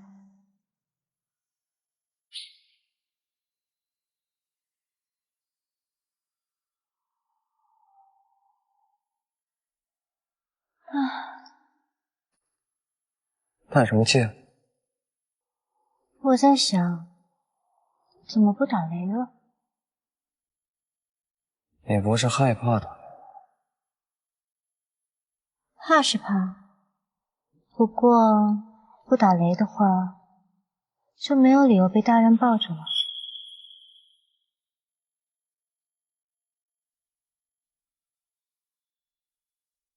不打雷，可以抱抱吗？恃宠而骄傲，这次我是的，别乱动。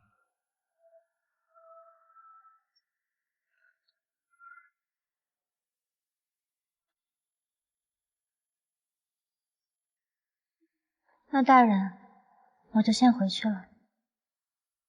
等等，我送你一样东西。大人要送我什么？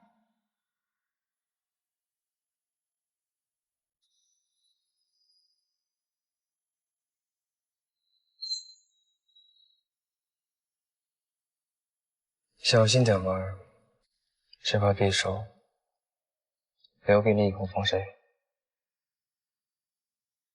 就我那点三脚猫功夫，拿着这匕首有什么用？不是让你拿着这个匕首与人家争斗，而是在京城内如果遇到什么危险，你把这把匕首拿出来，也就管用。哪有第一次给女孩子送礼物就送刀的？未免也太没有新意。难道你之前送我的茶杯碎片就很有新意吗？那你想要什么？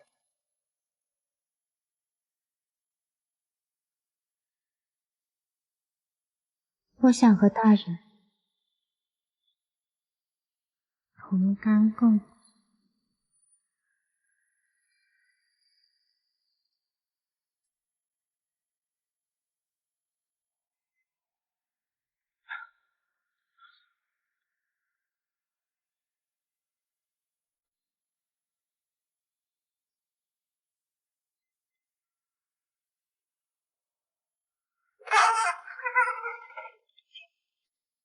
太子殿下，你家小姐呢？殿下，我家小姐出去了。出去了。天这么晚了还下着雨，她去哪儿了？我家小姐去哪儿了？她也没告诉我。不过看看时间，她应该快回来了。我去屋里等。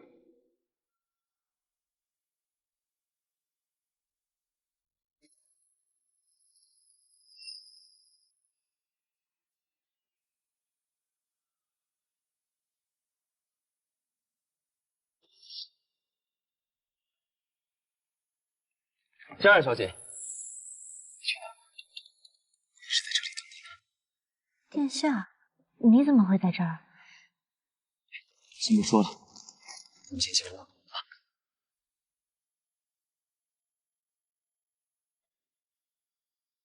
拿一条手巾过来，给你家小姐擦脸。是。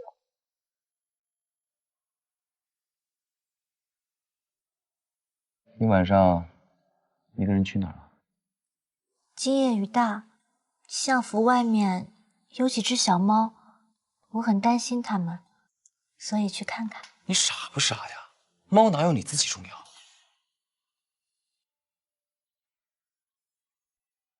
这披风不是收国公的吗？难道？殿下才傻，这么冷，这么晚，又下着这么大的雨，你来找我干什么？江二小姐，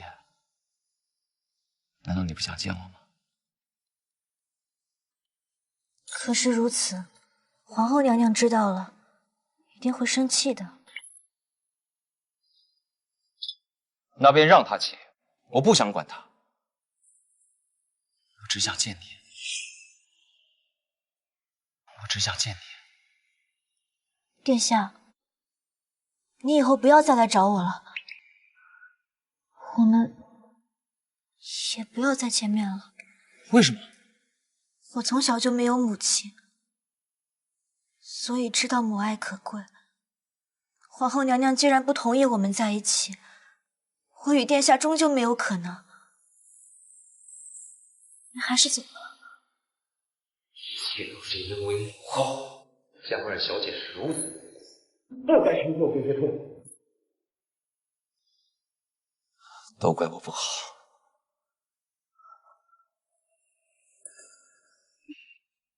我不该只想着自己，就这样跑过来找你。我也只想着能让你接受我。这样，你先休息，等你睡着了，我就回去，行吗？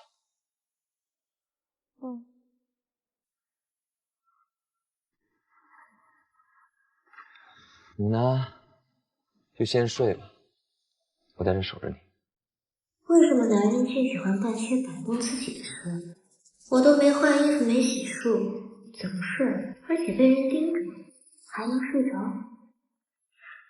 那我一定早点睡着。今天这么冷，殿下又淋了雨，小心不要着凉了。我知道，你睡觉，不用担心我。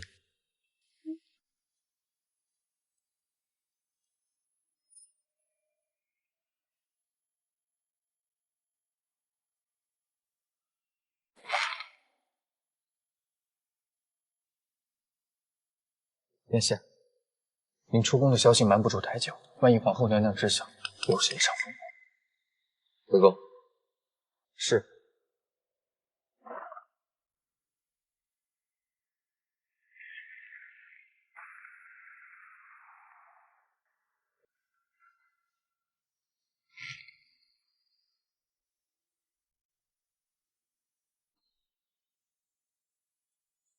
儿臣参见母后。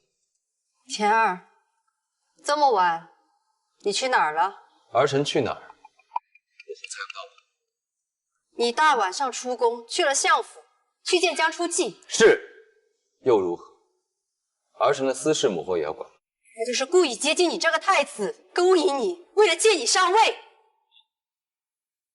勾引我？母后知道他拒绝了我几次，就是因为你不喜欢他，他现在都不敢跟我多说一句话。这不过是欲拒还迎，就是为了拿捏你。那便拿捏我。别说他不是这样的人，就算他是，以后我得到天下，得到他，他想要什么我便给他什么，又如何？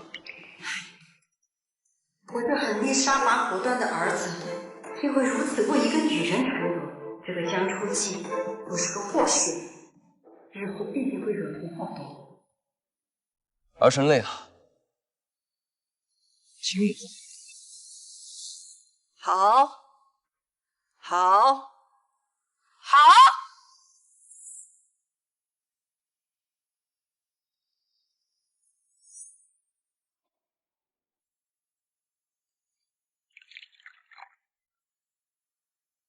娘娘，太子殿下也是一时被那位相府千金迷惑，您不要太过生气，免得牵坏了身子。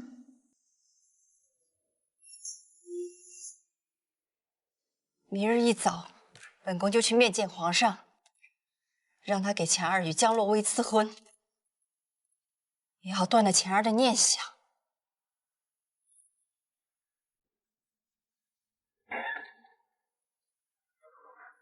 娘亲，初儿。你来了，娘亲，我来是想告诉你，事情在今天解决，我们可以回去了。初儿，娘都听你的。娘亲，你先收拾东西，待会儿我们去给他们一个天大的惊喜。小姐，大事不好了！怎么了？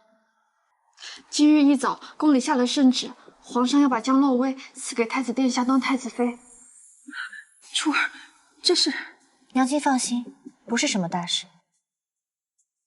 傅林，你先陪娘亲收拾东西。是，小姐。看来皇后比我想象中还要沉得住气。可人一着急就容易犯错，她在亲手为这件事更添一分心。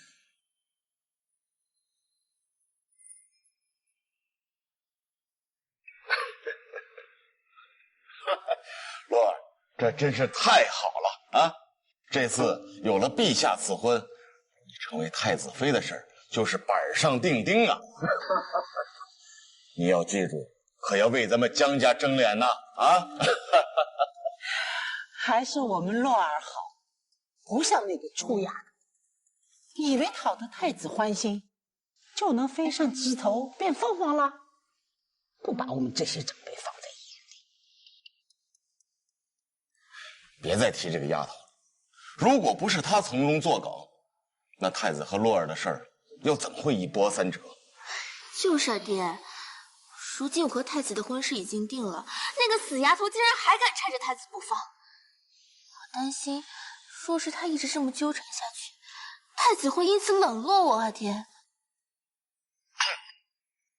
他如果再敢纠缠太子，影响你俩的婚事，我定不饶他。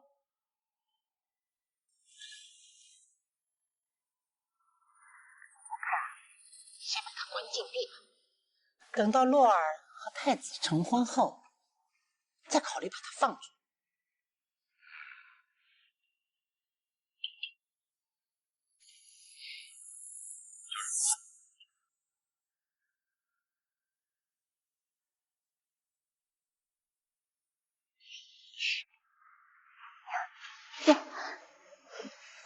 娘，你果然没有说错。如今皇后已经答应了我和太子的婚事，以后在相府，再也没有那个贱人的容身之地。洛儿，只要那个小贱人一日不出，元娘便一日不得安心。谁知道他又会长出什么幺蛾子来？我要他死！我要他死！娘，可他毕竟也是相府的血脉，想要除掉他，恐怕也没有那么容易吧。那我就给他再添把火，让他死无葬身之地。娘的意思是，你现在就去告诉老爷和老夫人，说我这肚子里的孩子怕是保不住了。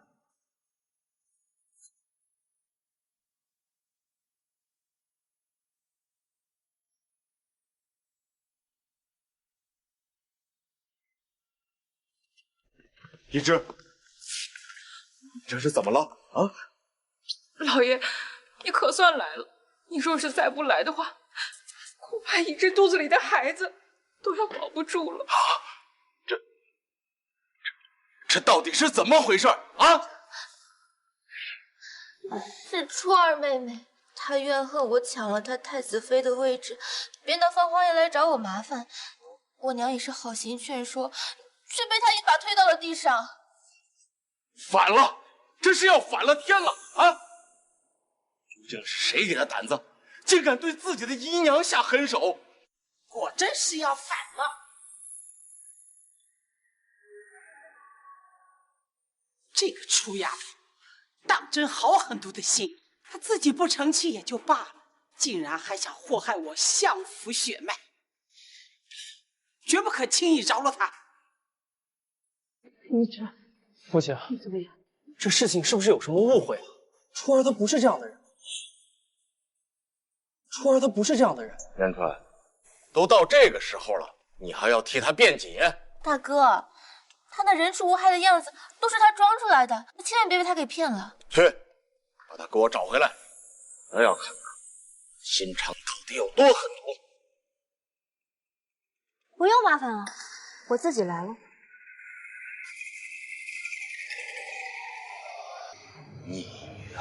逆女，快，赶紧给你的姨娘跪下道歉！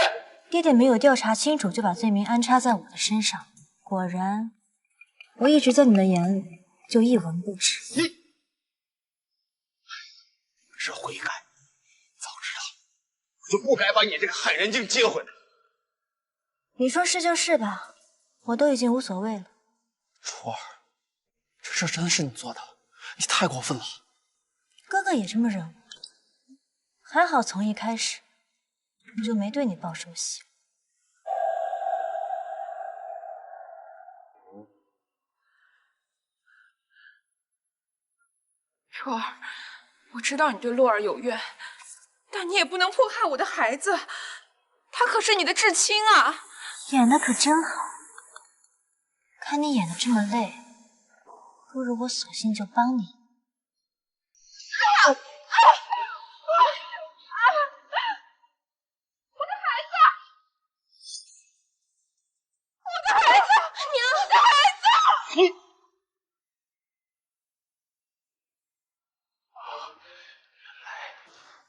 平日里的乖巧懂事都是装的。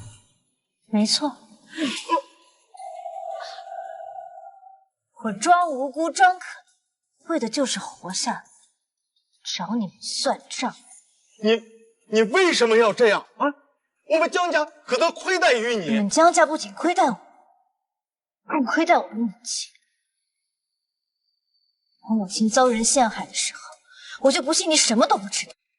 你不过就是想将错就错而已。你娘亲为人不检点也就罢了，连她的女儿也是个白眼狼啊！闭嘴，老东西！你将我的母亲脱光衣服当众羞辱，就因为我不是个带把的，还迁怒到我身上。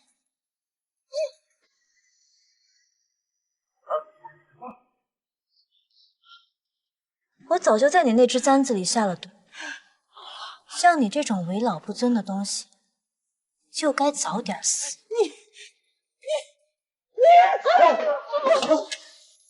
娘，初儿，你怎么能对祖母动手？你有什么资格在这说三道四？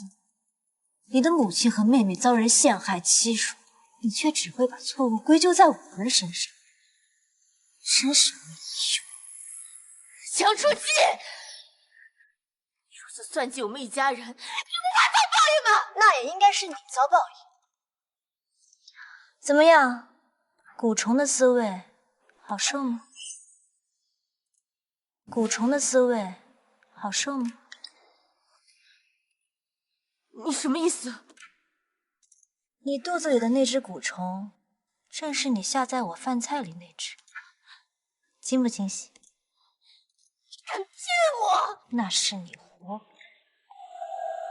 江初姬，就算你擅长算计又如何？我当上了太子妃，我一定不会放过你的。谁说我要娶你了？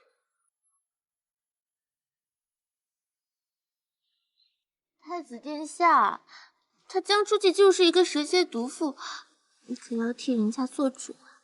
滚开！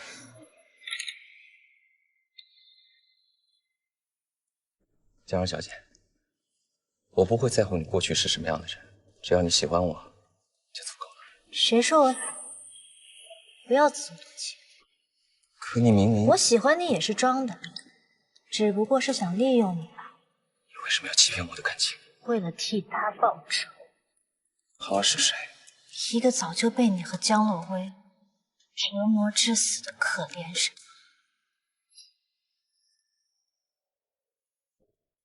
江小姐，你一定是误会了，我和江洛威之前就不认识，更不会和他害什么人呀。江小姐，嫁给我。呸！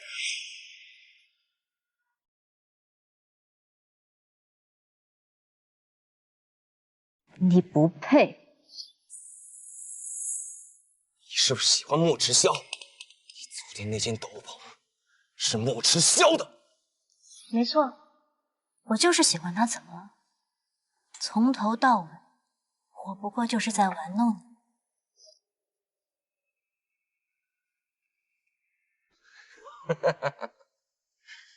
我告诉你，要是不出意外的话，莫迟霄现在已经死了，你只能是我一个人了，没人能从我身边。是吗？那可能要让你失望了。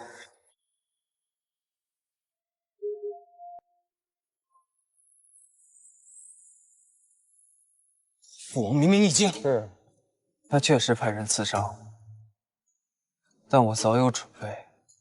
现在整个皇宫已经被我拿下了。不可能！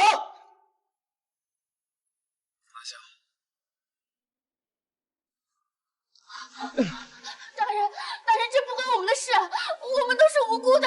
江书记，我就算是做鬼，我也不会放过你的。终究是我们错了，该罚。初儿，都是爹不好啊！哎，这都是一只母女搞的鬼啊！与我无关，还请你饶恕爹啊！原谅我，原谅我，带走。